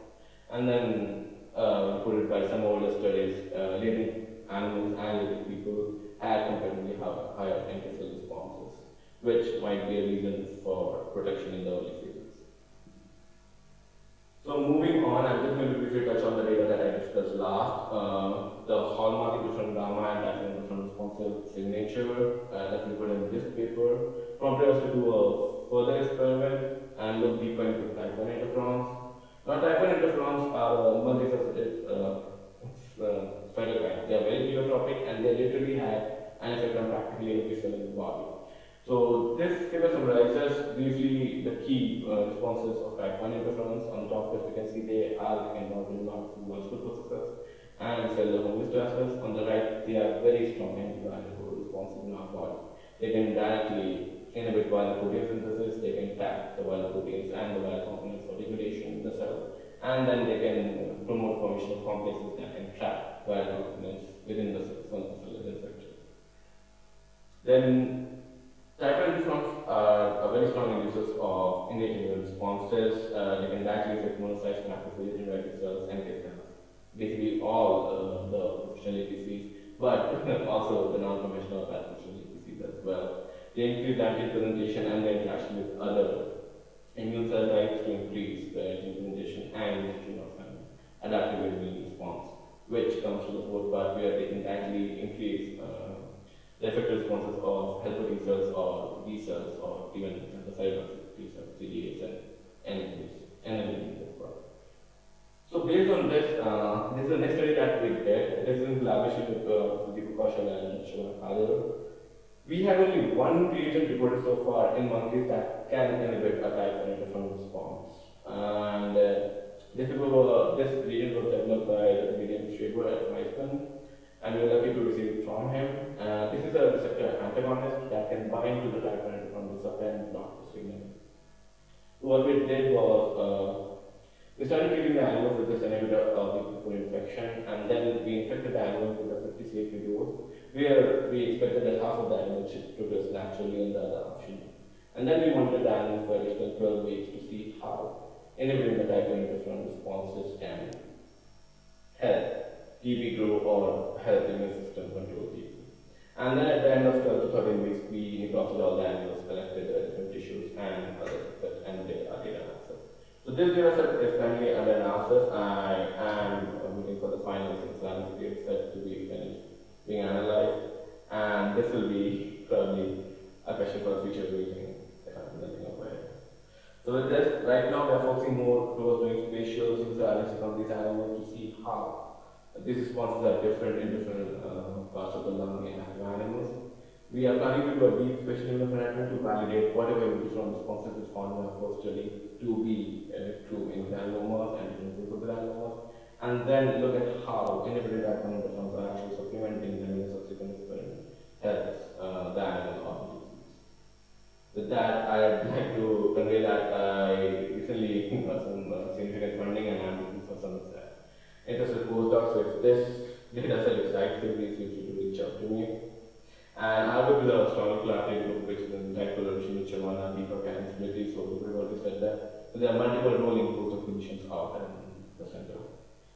With that, I'd like to thank a lot of people, but primarily NIH. Most of this data set was funded by our own support to Deepak, Shivana and myself. In addition to support to the Scientific Medical Foundation to myself. And then a lot of people that helps doing these animal experiments. These animals are lengthy and equally tiring. So primarily Deepak and Smriti for being excellent mentors and collaborators. All the different animals of the Caution Matter group. Especially Bindu Singh for doing those stunning concept images and reviews of the PhD candidates or something for helping with all the flow cytometric validation experiments. Shabana and Max and their postdoc students who helped us with this methodology. And Sunil Ahuja, who is my collaborator from UB, and Kumar, who is a collaborating with me on a type 1 interferon-based COVID project. And at the end, but not the least, the entire CPRC course that has with the imaging, the vet resources, and the pathologists who helps with schooling those animals. And lastly, the live discussion with the CEO who has put very critical insights throughout all the studies. With that, I'd like to thank you all for being such a patient audience and I'd like to take questions.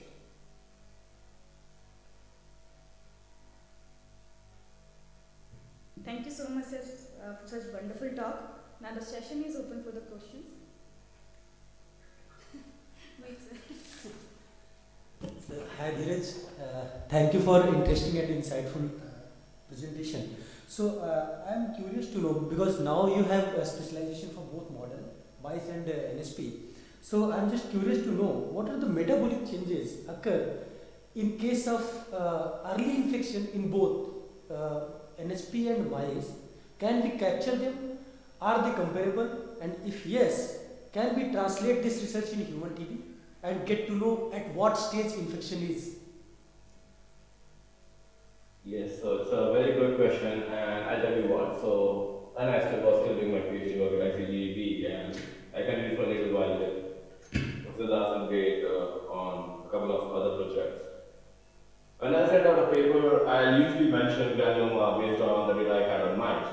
And most of the times, the comment I get back is, mice don't develop granuloma.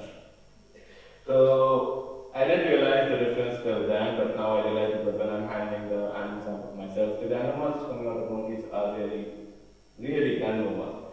So when I'm dissecting out those lesion structures from mice, you really need to be very careful with your dissection technique, right? With monkeys, I really don't. If I am cutting around them, I'll end up getting the granuloma out of the tissue easily. So they are very different.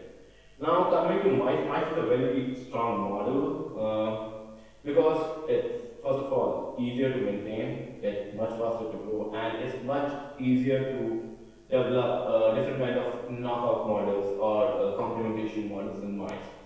These things are not possible in monkeys. So I strongly believe that mice are a very good model for hypothesis generation. And once those hypotheses are validated, monkeys are a much better model for taking those hypotheses before moving them to human trials. In terms of what you mentioned about the disease etiology, it depends. So clearly, if the mice are not forming well-architectured granulomas, they will not be a very good model if you want to look at MDSCs and how they're impacting the T cells from entering the core of the granules, right? Also, the other modalities that we have for doing granuloma studies, functional studies, are based on microdissecting or microdosing, right? And those things actually can add artifacts. Now, this is data that I've seen in other models, primarily from cancer, but people are developing PET probes where they are attaching this radionuclides to antibodies. And that can actually help you with the sensitivity to look what's actually happening in live animals without those artifacts. So that's a field under development, but I think in due time we'll have some really good models that can be used both coming out of mice and monkeys.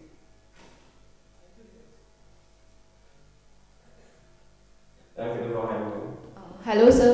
Thank you for such an insightful lecture. I have a question. Do you think changes in the tryptophan level in case of latent TB could be a target for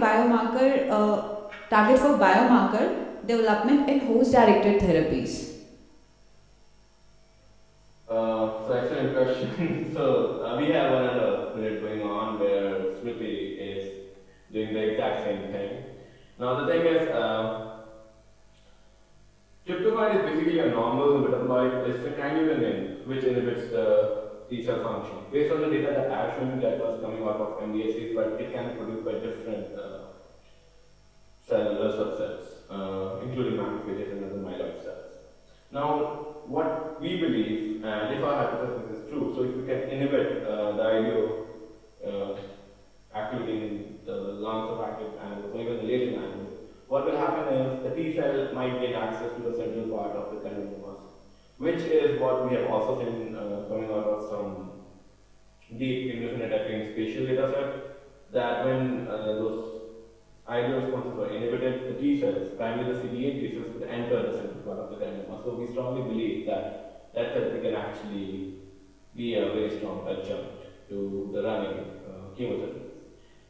I personally don't believe it to be a standalone therapy because clearly this will only stop the immune responses, the diffuse immune responses, right? But the bacteria can still hide inside the granuloma inside the cells, and over there you need some antibiotics to bring that total bacterial burden to a lower level where the immune system can clear it. Okay, sir, one more question. You mentioned about type 1 interferon antagonist therapy. Will this work for COVID-19 and TB co-infection as well? So, okay, so throughout my career, most part of my career, I've been a TB immunologist, but I had the study started in December of 2019.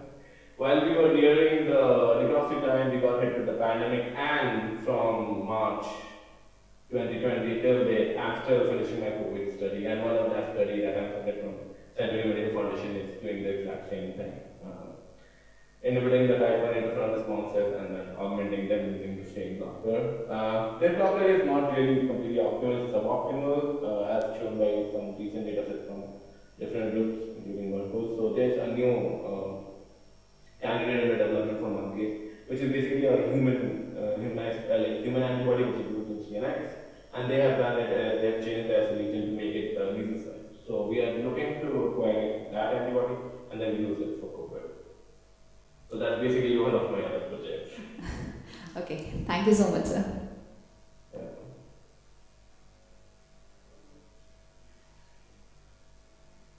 Thank you so much, sir, for your talk. It is so inspiring to see that an alumni from ICGEB is doing so great.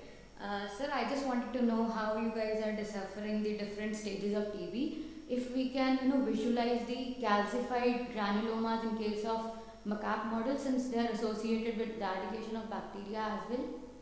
So, is there some similar granuloma stages visible in case of macaques, which can be studied?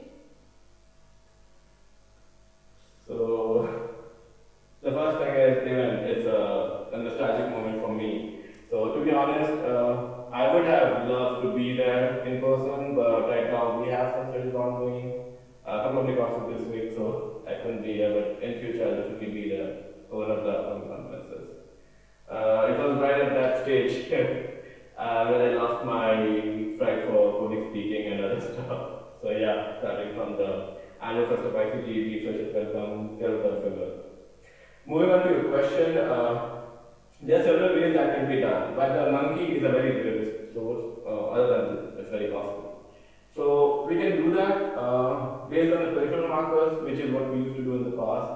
We could predict these animals are active versus these animals are latent, and then you accept them out, and then you can get different granulomas from them. Recently, because of PET-CT, you can actually look at the granuloma evolving, and in our data set, as well as some key data sets coming out of Johannes group, these structures are very dynamic. So you can have one granuloma which is growing over time, and then you see that granuloma starts shrinking down and it disappears, but somewhere in a different part of the lung, the different granuloma starts growing up, and the animal is otherwise healthy. So over time now we have developed a dynamic understanding of the disease. So previously what was thought was they make one or two granulomas, and they progress, they make multiple granulomas, and that's it. But that's not the case. It's a very dynamic process. So at the same time, we might have multiple granulomas which are growing in size, but at the same time, we might have multiple granulomas which are shrinking in size. So with the new modality, what we can do is we can actually look at the animal and we can see that there are these 5 or 7 or 50 focal points and how they are behaving over time. So if there's a granuloma which is having a specific size on the PET scanner, and after 2 weeks it's bigger, and there's another granuloma which is going down, so you can tell that this is a growing granuloma, and this might disseminate with the other granuloma is a diminishing granuloma or is getting cleared by the immune system. Thank you so much, sir.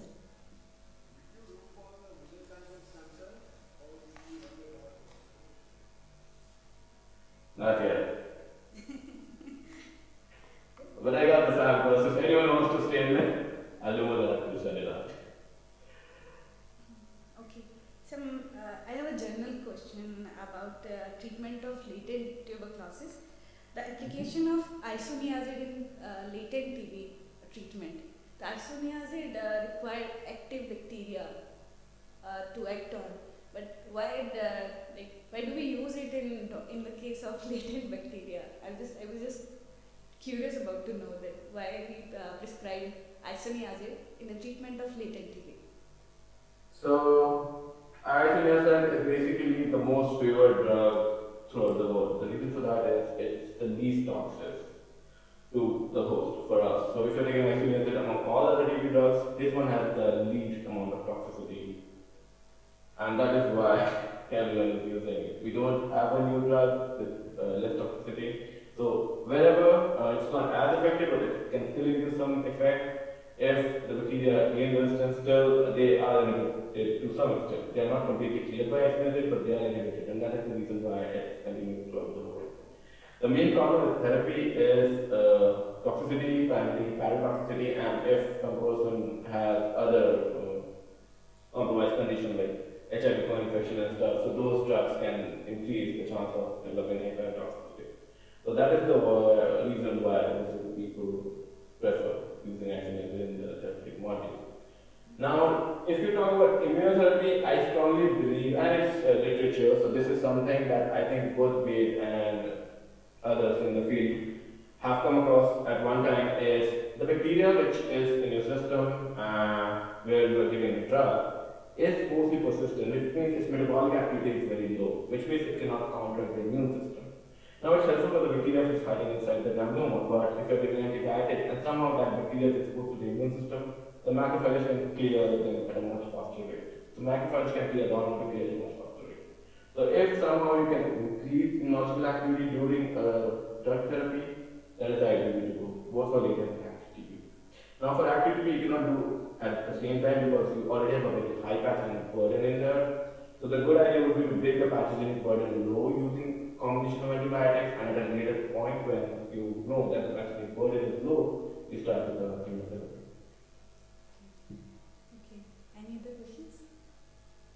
Okay, I think there are no questions anymore. Thank you so much, sir, for your wonderful talk. We really appreciate your efforts at this late time you are giving your valuable time to us. So we really appreciate your time and efforts. Thank you so much. Thank you so much for having me, and good luck with your part of your conference. And honestly, it's not very late, so you can go. I mean. Okay, thank you so so much, sir. Hopefully next time we'll see you in person. Sure. Thank you. Thanks Sir. everyone. Bye. Okay, now moving forward, it's now time for the last talk of the day. For that, I would like to invite Dr. Azad Rahman. Dr. Rahman is a research scientist at Africa Health Research Institute, Durban, South Africa. His current work focuses on host-pathogen interaction and signaling mechanism during TB infection in the mouse model and in human lung tissues. Today, he is going to deliver his talk about hydrogen sulfide dysregulates immunometabolism to promote tuberculosis pathogenesis. Welcome, sir. Over to you. Yes, thank you very much for the introduction. I think it was a very nice talk.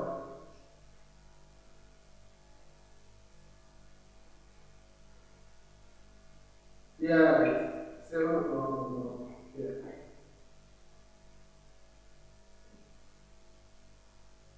So Dave has always been the smart one. He knows with the right person, with the morning person. Good to see you, Edgar.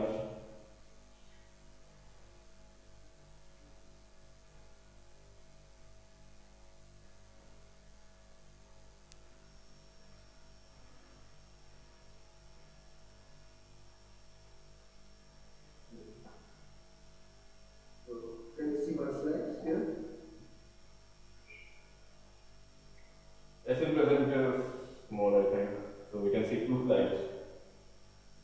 So, Just why you can go on display setting. Here, is this not working? display setting.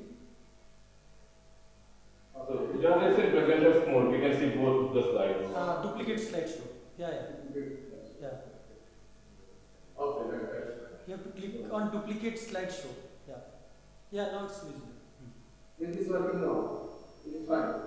Yes. Okay, so the title of my talk is hydrosulfide dysregulates immune metabolism and immunology, and the Mendelian Rahman, working under Professor Singh in Africa Health Research Institute. And I would like to thanks to the organizing committee of ICGEB and especially Dr. Diaz for inviting me for such a wonderful conference. So, hydrosulfide gas is a toxic gas. Initially, it was believed to be an environmental pollutant. And recently, hydrosulfide gas is utilized in physiological processes and disease. H2S, along with nitric oxide and carbon monoxide, form a biologically active gases known as gas transmitters. In 2016, we published a review in nitric oxide where we showed that the interesting role of gas transmitters in the pathogenesis of tuberculosis. At that time, there was no publication published studies which showed the role of H2S in tuberculosis. So we just gave the idea and the potential role of H2S in tuberculosis. So there are various physiological role of H2S. H2S acts as an anti-inflammatory activity by converting every type of macrophages to empty macrophages. It inhibits pro-inflammatory cytokines.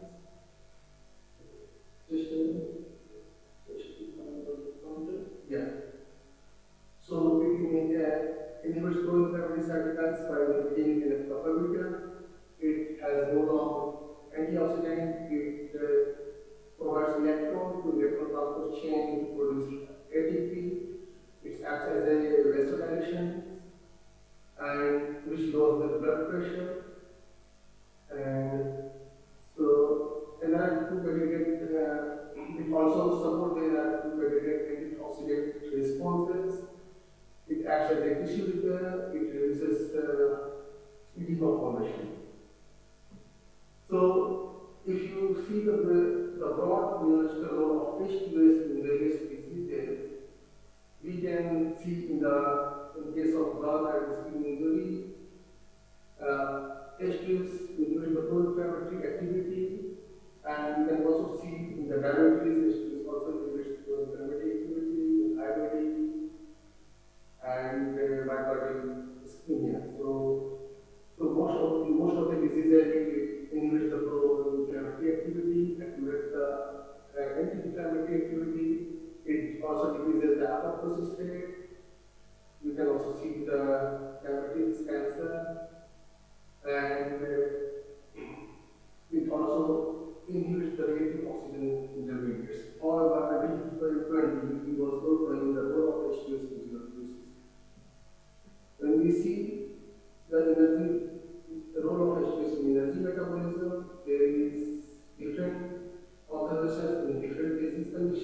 In diabetes, glycolysis increases, however, in myocardial hypertrophy and cancer, glycolysis increases. In diabetes, you can see the H2S promotes electron transport chain, and in cancer also it is promoting. However, in myocardial hypertrophy, it is decreasing the electron transport chain. And what about the role of H2S in tuberculosis? We was not aware until 2020. So, in January 2020, we published a paper in Nature Communications. We showed that the H2S stimulates the microbacterial tuberculosis respiration, growth, and pathogenesis, where we studied in serious enzyme which produces hydrosulfide gas. Another paper which we published in PNS March 2022. March 2020. So the title of the paper is hydrosulfide discovered the immune response by suppressing central carbon metabolism to promote tuberculosis. And today in this talk we are going to present most of the data from PNS paper. So there are other papers we published later on to show the role of hydrosulfide gas. So this is a review paper which is published in Frontiers in Cellular and Infection Microbiology. The role of H2S, post-generated H2S microbial pathogenesis, new perspective on tuberculosis. Later on, last year, we published a paper which we have shown that the microbacterial tuberculosis also produces hydrosulfide gas, which has function to moderate central carbon metabolism by allergens and drug susceptibility. Recently, we also published a paper on hydrosulfide gas. We showed that microbacterial tuberculosis DOS case binds hydrosulfide gas to its steric heme iron to regulate DOS or dormancy regulation. So now coming to the topic, we wanted to know the enzymatic synthesis of hydrosulfide gas in the mammalian host. So there are three enzymes which produces hydrosulfide gas in mammalian host. That is CAC, cyclohexylamylase, CBS, cysteamine beta synthase, and TMHE, that is microtubule sulfur transferase. CAC utilizes homocysteine to produce hydrosulfide gas in various reactions. CBS also uses homocysteine and produces hydrosulfide gas. And then both CBS and CAC also utilizes cysteine as a substrate to produce hydrosulfide gas. The other part enzyme is 3-MHT, which utilizes 3-methylpyruvate as a substrate to produce hydrosulfide gas. So, to know the clinical relevance of these three enzymes in TB lung, human TB lung, we have checked these enzymes and see the relevance of hydrosulfide gas in tuberculosis. Now, I have asked a question from two different hospitals, three hospitals and two Venezuelan hospitals, which provides TB lungs 3 to 4 freshly resected TB lungs samples per week, and each tissue samples stored in repository for further work studies. So we usually use analysis Granuloma to do the microscopic view of the human lung, and at a time we can use 6 slides and we can scan this the tissue. So in the lung tissue we do the constitutive sections of the lungs and we scan with different markers. Here, for example, we scan for CD3, CD4, CD8, CD68, HME staining, and Myelin staining. And we can do in and out the reason of infiltration where we want to show the granuloma and lesions. So this is the human TB lung, healthy human TB lung, how it looks like. You can see the white area, that is the healthy alveoli, and after the infections, these alveoli are consolidated with the immune cells. You can see this is the example of human TB lung, and you can see the different sizes of the granuloma. The central part of the granuloma is formed of necrotic cells, that is, which is also called as a caseous form of granuloma. You can see another examples of the human TB lungs. This is a trichostemmy, and you can see the cavity in the lungs into the TB. And you can also see the various sizes of the granuloma. Here you can see the central part of the granuloma or necrotic. So now we wanted to see the CEC, CS, and 3MHT enzymes, which is hydrolytic enzymes in the human TB lungs. We had constitutive sections of human TB lung, and we studied HME, CS, and antibodies against CS, TMHT, and CPS. When we zoom in the area of CSE, human lungs, we can see the brown color is representative of the CSE expression, and this area is a necrotic area which is surrounded by the immune cells, and I am showing the expression of CSE enzymes. This is a 3MHT, and we can see that the granulomatous, this is the granulomatous inflammation layer which is composed of immune cells, and these immune cells are highly expressing the CSE enzyme, where the 3MHT enzymes is not available here. So both 3MHT and CSE enzymes is present in the bronchial epithelial cells. However, we have not found any serious expression in the human lung.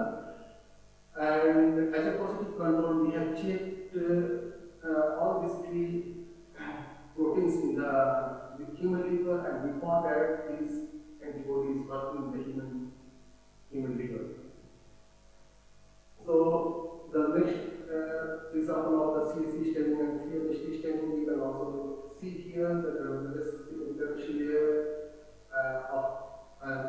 which is composed of immune cells which express CSE proteins, but the 3MHT is not available, not present here. So 3MHT is only present in the bronchial epithelial cells, which lies the bronchi. Okay, so what is the next question? Question for this study is, what is the physiological role of HPS in tuberculosis? To answer these questions, we have to decide that the host-generated HPS influence the intracellular survival of MTB by altering its immunometabolic function. So we studied the CSE in mice tuberculosis. We used the experimental models, that is the CSE knockout mice and their parental viral control. So these mice have background of B6, close to 129 STP. We have infected with microbacterial tuberculosis 37RE to aerosol infection, and we studied for the survival. And so surprisingly, we found that the CSE knockout mice survives longer than the wild-type mice, and the median survival rate of the knockout mice is 3 times more than the wild-type. So this is surprising to us because the wild-type which is producing CSE enzymes is surviving less compared to the knockout which is not producing CSE enzymes. So when we studied the growth of MTB in the mouse organ, and we found that the CSE knockout mice is showing significantly lesser than the CFU compared to the wild type. So this suggests that the growth of MTB in the knockout mice is less compared to the wild type. So when there is no CSE enzymes in that mice controls TB growth very effectively. When we see the histology of the mice lungs, this is the classification staining of day 21 of the knockout and the wild mice. To see the lesion of the knockout, there are few lesions in the knockout compared to the wild type. There are many TB lesions. So this is a day 30 of the staining of the knockout and the wild type. And when we zoom in the granuloma, we can see the granuloma in the knockout. And the white type granuloma is quite different than the knockout, where we can see the catabasis, there is a degraded nuclei in the or degraded cells in the granuloma. So we also did Z staining from the consecutive sections of the same lung, and we can see this is the Z staining, and when we zoom on in the same area, we can see there is a purple or dark color MTB here, and this MTB there is compared to the knockout, the white type has shown more MTB growth in the granuloma. So this also supports our CO2 data, where we have seen that the knockout has less CO2 compared to the white type. So next we studied the myeloid cells in empty infected mouse lungs, where we can see in uninfected the alveolar macrophages, neutrophils, and eosinophils are higher in the CAC knockout mice compared to the wild type. However, after 2 weeks of injection, we can see we got the reference result, and these myeloid cells were higher in the wild type compared to the knockout. And after 6 weeks of infections, we can still see that the neutrophils in the wild type are higher compared to the knockout. However, there is a way macrophages was drastically reduced in the wild type. So this suggests that the higher number of myeloid cells occurred in the empty infected wild type mice lungs compared to the knockout mice. Next, we studied the lymphoid cells in empty infected mice lungs. When we see the uninfected mice lungs, we studied CD4 effector cells and CD4 live cells here, and also the same for the CD8 cells. So, in uninfected cells, there is no difference in the CD4 cells, and whereas in infected mice, you can see that the mice CAC knockout is having more CD8 cells compared to wild type. So after 6 weeks of infection, you can see that the CD4 effector cells and CD4 live cells all increased in the CAC knockout mice. And similarly, we have seen for the CD8 cells. So this result suggests that CD4, CD8, and their effector cells were higher in the empty-infected knockout lungs. Then we check the populations of regulatory cells and T1 cells in the empty-infected mouse lungs. And so for periods, we use the CD25 plus positive and phosphate negative, and this is the middle one, the CD25 positive, and for each one we use the Antigen markers. So the left side is the result for the CD4 cells, and the right side is the result for the CD8 cells. In uninfected, we can see that in the T-rates and Antigen in CD4 populations was higher in the wild type compared to the knockout, whereas in the CD8 cells, the Antigen producing cells was higher in the wild type. So after infections, 2 weeks of infections, we saw the reverse data that where the knockout with the CAC expression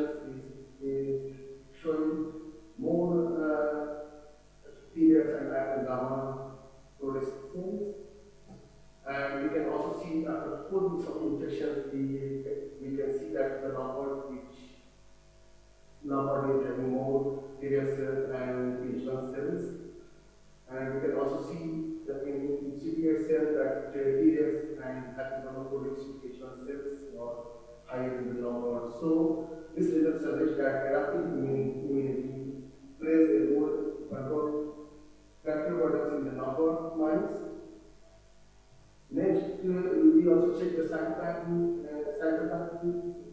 in the empty injected mouse serums. We isolated cytokines from the uninjected mice and empty injected of 2 and 3 weeks of infections. We use Biolex 20 kit. So, to see the result, we have seen that the most of the full family cytokines like IL-1 beta, IL-6, IL-12, and IL-17, alpha, IL-17 and 17 and actual gamma, which is suppose we know that it controls TB, and in our studies we have seen that this is very high or significantly high in the CC number of minus compared to the wild type. However, the IL-10 and IL-13, which is a full family cytokines, which is higher in the wild type after 3 weeks of infection. So this result suggests that the CSC enzymes down-regulate the full family cytokines in T. So next we did in vitro studies to find out the role of CSC or H-based in MBV-infected macrophages. So for all of the in vitro studies, we used peripheral macrophages from the mice, and then we measure hydrocephalate producing enzymes. This is a Western blot study where we have shown that the CSC expression in the wild type, CSC expression in the knockout was absent in the wild type. This is the uninfected and this is MPV-infected wild type. And when we did the densitometric analysis, we found that after MPV infections, the CSC expression of the wild type increases. CBS infection, CBS proteins also increases after MPV infections, and TMC also increases. And we have also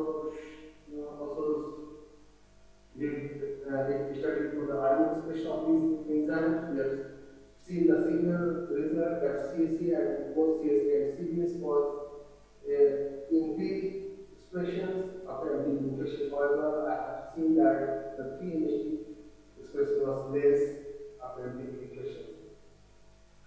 So this result suggests that increased production of CSC and CBS in MPV-infected macrophages.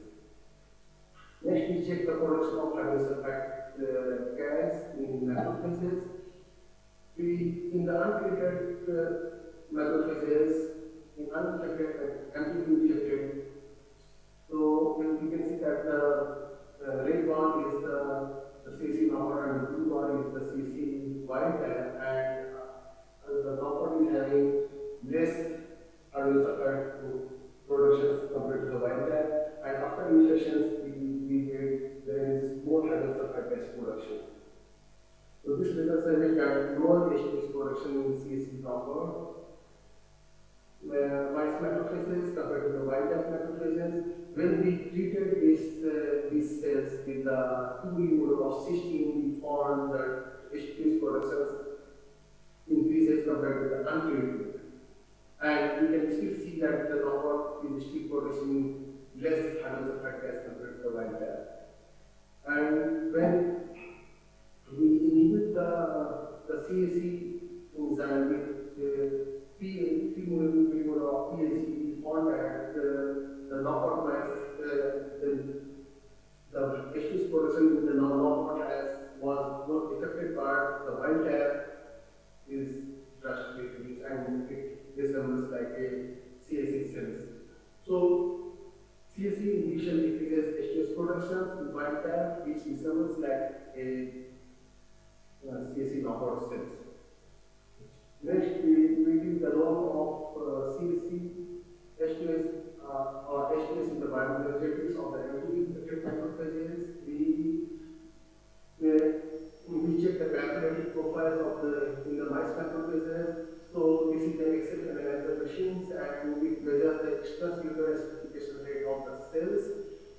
coming from the glycolic acid when the glucose is converted to the pyruvate and the pyruvate is converted to the lactate. So the lactic acid is giving the extracellular acidification. So we usually get this type of profile, and usually in the cells forwards, the medium of the cells doesn't have the glucose after reading of non-glycolytic acidification, they remove glucose and then we see the glycolytic rate of the cells. So after that we treated the cells with dorithromycin, which is a drug to inhibit the complex 5 of the electrotransfer chain to further increase the glycolysis rate, and then we use 2 grams of glucose to stop the glycolysis and to measure the glycolytic capacity. So non-glycolytic acidification is also there, which is coming from the carbon dioxide, which from the TCS. When we see the glycolytic profile of the CSC knockout at the white type macrophages, and we found this type of profile. And when we analyze this, we found that non-glycolytic acidification rate was higher in the white type compared to the knockout macrophages. However, the glycolysis and the glycolytic capacity of in the knockout macrophages was highly increased compared to the wild type. So in the knockout there is more glycolysis compared to the wild type. And when we studied the oxidative phosphorylation profile in the ice macrophages, and we here with the precision analyzer machine we check the oxygen consumption rate of the cells with the real-time measurement, and here we can see the vessel inspirations, active productions, sphere capacity.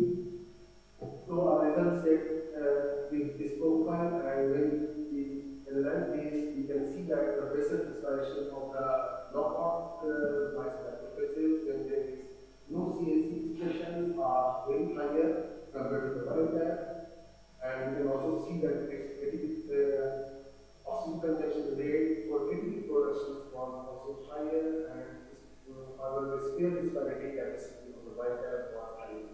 So there is a sphere inspirating capacity of the wild type, but the basal inspirating capacity is the true inspirations which is in which we can see in the higher in the knockout mice macrophages. Next, we also check the role of CSC in the macrophage metabolites, and we have checked all the metabolites in the peritoneal macrophage extraction. We have extracted these cells from methanol, acetonitrile, and water to 1 ratio, and subjected for the CMS analysis. And so here so the red one bar is showing that the knockout untreated macrophages, and however the knockout macrophages when we treated with GYY-4137, which is the drug for the exogenous hydrosulfide gas. So when we put exogenous hydrosulfide gas in the knockout, it should be like a white gas. So this is the example figures, and now we will discuss the actual results of the metabolites. So when we check the glycolytic metabolites with the glycolysis, here we can see that fructose 6-phosphate dihydroxystrobin phosphate and phosphoryl pyruvate and lactate. And we can see that after infections, most of the metabolites is showing higher glycolytic rate in the knockout. When we treated the knockout with exogenous hydrosulfide gas, it looks like a wild type. This is the blue bar is the wild untreated wild type. So this does suggest that the higher glycolytic rate in the knockout can be treated knockout compared to the wild type. And this is the metabolites from the pentose pathways, and we have seen that in uninfected, the knockout has very less pentose phosphate metabolites compared to the wild type. However, after infection, the knockout is having more metabolites, pentose phosphate metabolites compared to the wild type. When we treat the knockout with the exogenous hydrosulfide gas, means like wild type. And we can also observe the TC cyclic metabolite, that is citrate, alpha-ketoglutarate, succinate, fumarate, valine, and anticolin. And we have seen that knockout macrophages producing more TCA metabolites. So these results suggest that glycolysis metabolites in glycolysis, pentose phosphate pathways, and TCA was higher in the normal phases compared to the maximum phases compared to the wild type. So next, since glycolysis is highly increased in the knockout virus, and the P1 alpha is supported to the high glycolysis, and it supports many of the enzymes. It supports the expression of many of the enzymes which is present in the glycolysis. So, and he also connects the dot between the metabolism and immunity. And so we check the HIPA alpha expression in the T macrophages, and we found that the iron expression of HIPA alpha in the knockout was higher compared to the wild type. In both unmutated and anti-mutated macrophages. We have also checked the protein expression levels using flow cytometry. Here it is a MFI value of the heat pump expression, and you can see that after infection, the heat pump alpha is higher in the knockout compared to the wild type. So, to summarize our results, we can show that after every infection, the expression of CSC and CBS increases, and which leads to the increased expression of production of hydrogen gas. And this increased hydrogen gas production increases the empty burdens, increases the glomerular lesions, and decreases the post survival. However, when we see the immunological analysis of this data, we found that myeloid cells, that is microbacterial, neutrophils, and eosinophils, all was increased after TB infection in the wild type. That is, when there is a CSC, so CSC is responsible to increase the myeloid cells population and decrease the lymphoid cells population, that is CD4, CD8, and infected cells and Th1 cells. And serum cytokines data also showed that CSC increases the pro-inflammatory cytokines and increases the anti-inflammatory cytokines activities. So we can see that compared to the other diseases, in tuberculosis, we can also see that it increases the pro-inflammatory responses, increases the anti-inflammatory responses, and it also decreases the rate of immunity in the in case of TB. HTS in case of TB is increasing the glycolytic rates, pentose phosphate pathways, and TCA cycle. Electron genome.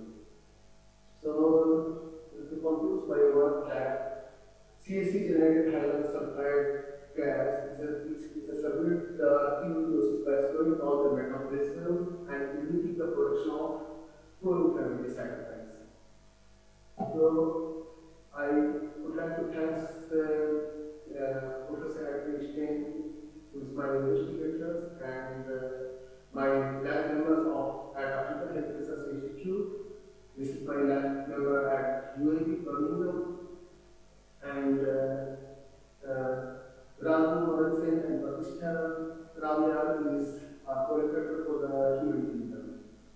thank you all.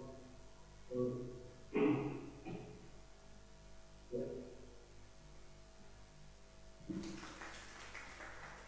Thank you so much, sir, for this wonderful talk.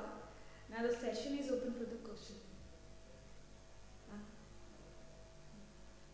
So, is anybody going to this? Me too, please. Thank you so much, sir, for the wonderful talk. So I was just curious to know, since you have elaborated so much that how CSE is actually controlling the downstream processes in the immunology of host, but what are the microbacterial factors actually which are controlling the expression of CSE after infection? Is that is known? Or Yes, so this is a good question, but we don't know the microbacterial factors which upregulate the hydrogen sulfide gas producing enzymes in the host, but we still don't know whether this is the host response or this is due to the microbacterial tuberculosis. So we don't know. Actually, we can say that this may be the host response to produce these enzymes. okay. Yeah, and microbacterial tuberculosis also produces hydrogen sulfide gas. So last year we have published a paper that MTB also producing hydrogen sulfide gas, but we don't know the relevance of that hydrogen sulfide gas in the function. Okay, and my second question is because like CSE in CSE knockouts, I mean there's a lots of change in metabolism of host, and biofilm formation by microbacteria in the host is so much regulated by the metabolism. So have you checked between knockout and wild type? Is there any difference in biofilm formation, or it is not known? Are you talking about In the host? in the host? Yeah, by the bacteria. Since MTB makes biofilm, and the biofilm formation is so much controlled by the metabolic environment. So I have checked the biofilm formations. Yeah. So we have checked only the immune response, pathology, and the metabolism. Okay, thank you, sir.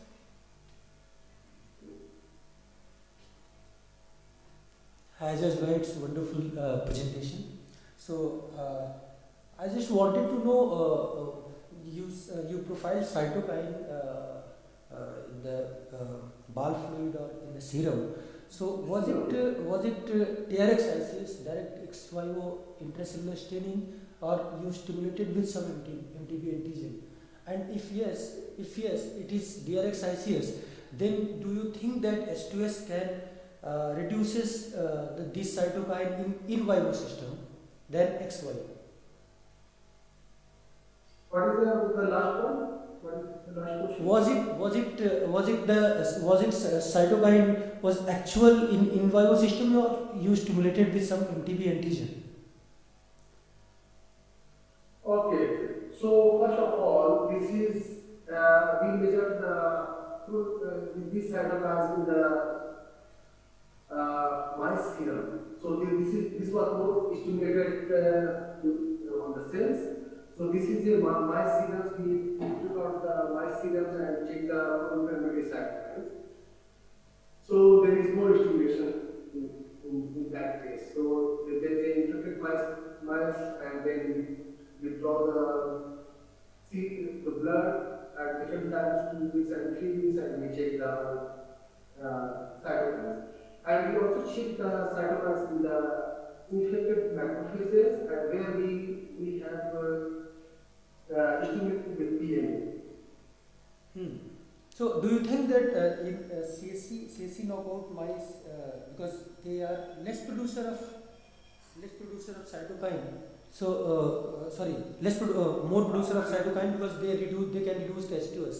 So in ex vivo system, if you stimulate this with PMA or any MTB antigen, that can be restored, or can? Yes. So that I have checked only for the two pro-inflammatory cytokines, that is the I1 beta and IL-6. So what we did is we infected the bacterial macrophages, and then after 24 hours, So I will need to be treated with the PMA. So after 24 hours, we took out the media and we check the expression of sorry, we check the secretion of the iron beta and ILCs with and without treatment of exogenous hydrogen sulfide gas. So what we found in case of iron beta, with untreated, when there is no treatment of hydrogen sulfide gas, we found that the iron beta in the knockout was higher compared to the wild type, but after treatment with the exogenous hydrogen sulfide gas in the knockout, we found that the knockout reduces the iron beta production and it resembles like a wild type. Yeah. Yeah. So one more question. So probably I might have missed that CSC plus plus is complementation or it's wild type? No. What is that? No, there is no complementation in the mice model, so we can't do the complementation. So there is a wild true wild CSC and there is a knockout mice. Okay, thank you, Judge. So it is in the model mice model.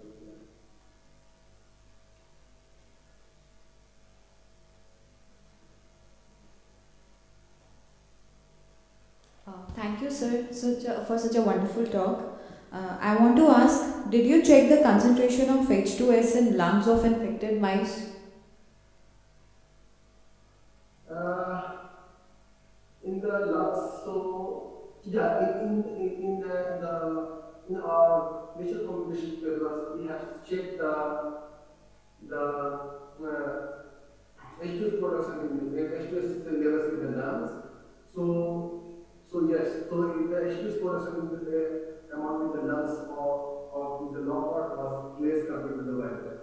So in the nature competition paper, we have studied the CBS, not the CAC enzyme. And for the CAC enzyme, we haven't checked the concentration of H2S in the lung. Okay, thank you, sir. Sir, one last question. Generally, H2S is known to activate T cells. What do you think is the mechanism of increased effector T cells in absence of H2S? Okay, so actually H2S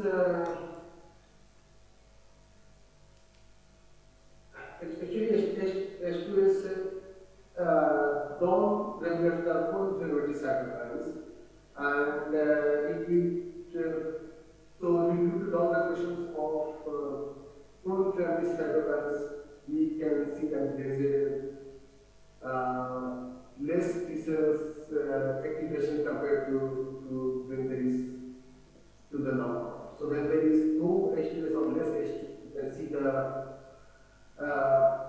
higher activation of T cells.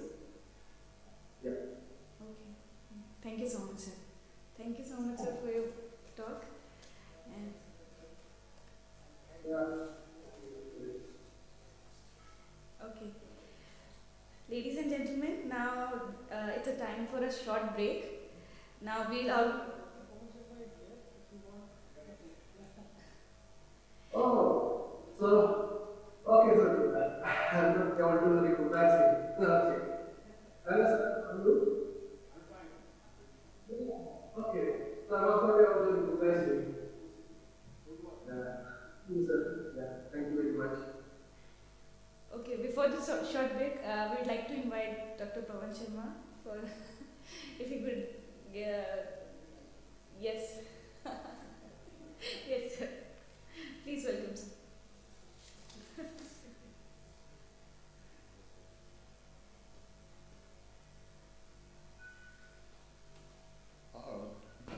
Yesterday and today also we had good stories about host factors, quite a bit.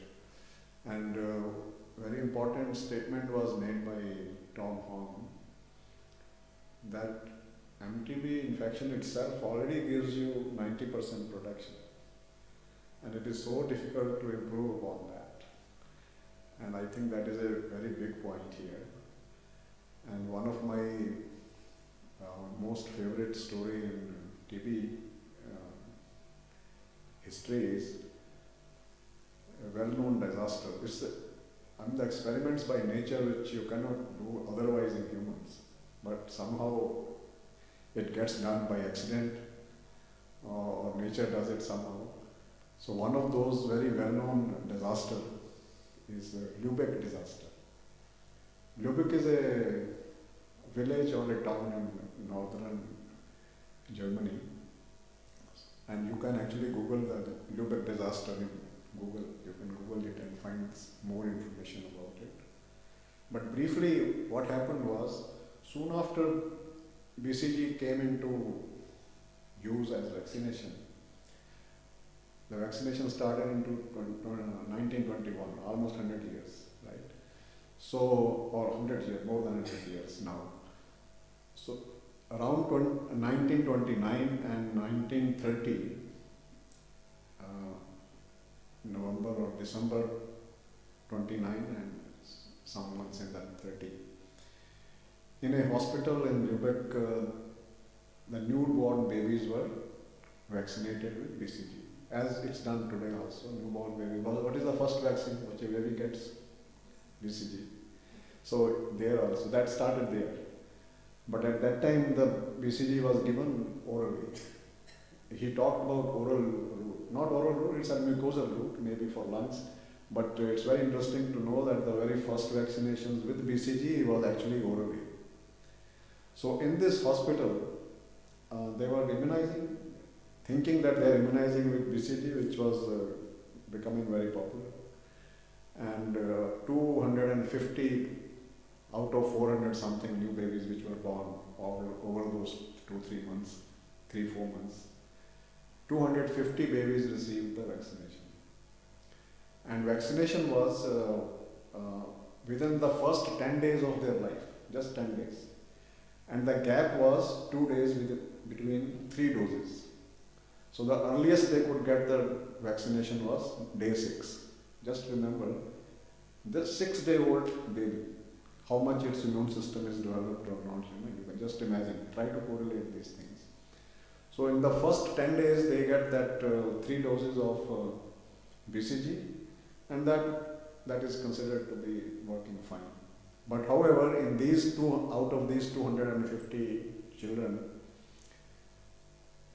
nearly 70 of them started dying. They died over the period of 3-4 months. And when the investigation was done, it was found that they were dying of tuberculosis. What happened was that by accident, these kids actually received very virulent tuberculosis. Full dose. It was a very heavy dose. I mean, the doses differed, but generally it was a heavy dose. Just imagine 6 days old baby getting very heavy dose of virulent tuberculosis, right? 3 times, day 6, day 8, day 10, and route was oral route, right? So, but only 70 of them died. Okay. The good thing is that 70%, which is 70 out of 250, which means about 30%. So 30% children come to it, but the important point is 70% survived.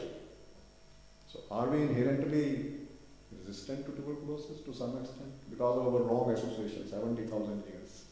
I have a notion that MTB evolved only to infect humans. There is no natural reservoir. There is no other natural reservoir for TB. And this is my, again, very crazy belief that entire immune system evolved only to deal with TB. All others are collateral benefits. I tell you. For that I generally quote that what is Freund's adjuvant, which is used to make anything immunogenic? It's dead tuberculosis. Dead. Even that is dead. And it is avirulent. 37RA, right? And that can make anything immunogenic, right? So the entire immune system is actually geared to deal with MTB. And the kind of, So therefore, I think from that disaster, what we learned was that there is some kind of inherent resistance, or which you can constitutional resistance to MTB. And when you have that kind of level of natural protection, it becomes so difficult to, get a vaccine which is better than that. And mind you, BCG, a lot of things were talked about it in the first lecture. Where it works like charm.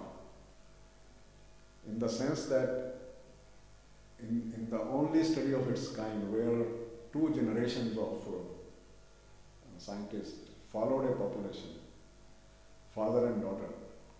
The father started the studies in 1950s or so, and the daughter completed that study sometime. The study, I think it was published somewhere in 2000.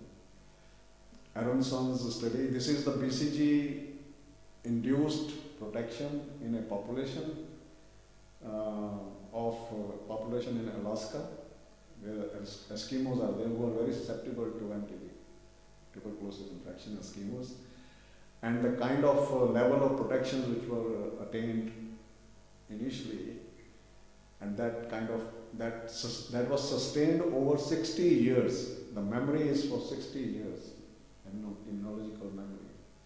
So which means that if BCG works, then it works like a charm. But if it doesn't work, it doesn't work. I mean, this is, in our country, it doesn't work, right? Another important point was about BCG's protection against bladder cancer. I'm the example of that. I survived bladder cancer because of BCG. So BCG has so many benefits, but it also, there is a concern that it doesn't provide protection against adult tuberculosis, adult pulmonary tuberculosis. Other benefits are there. Children are protected against very severe tuberculosis. It protects against leprosy, it protects against so many other things. And about the concept of trained immunity, I think trained memory or something was mentioned there. This became very topical during COVID time, and this subject came up very strongly because BCG has provided protection against a large number of respiratory diseases, not just tuberculosis, respiratory disease. These are population studies. These are not just small studies. Population studies. If you look at those studies, then you find that it has a very bigger role. So what I'm trying to say is that it's also Microbacteria.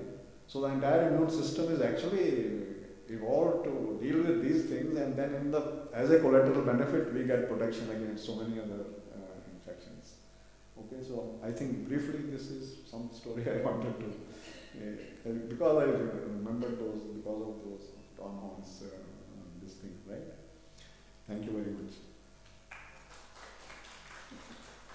Thank you so much, sir. Thank you. Okay, so it's a time for a short break. So we'll all go in faculty lounge, second floor for tea break. After that, we will all assemble in Immunobiology Lab, new building, for a hands-on lecture. Okay? Thank you. Thank you so much.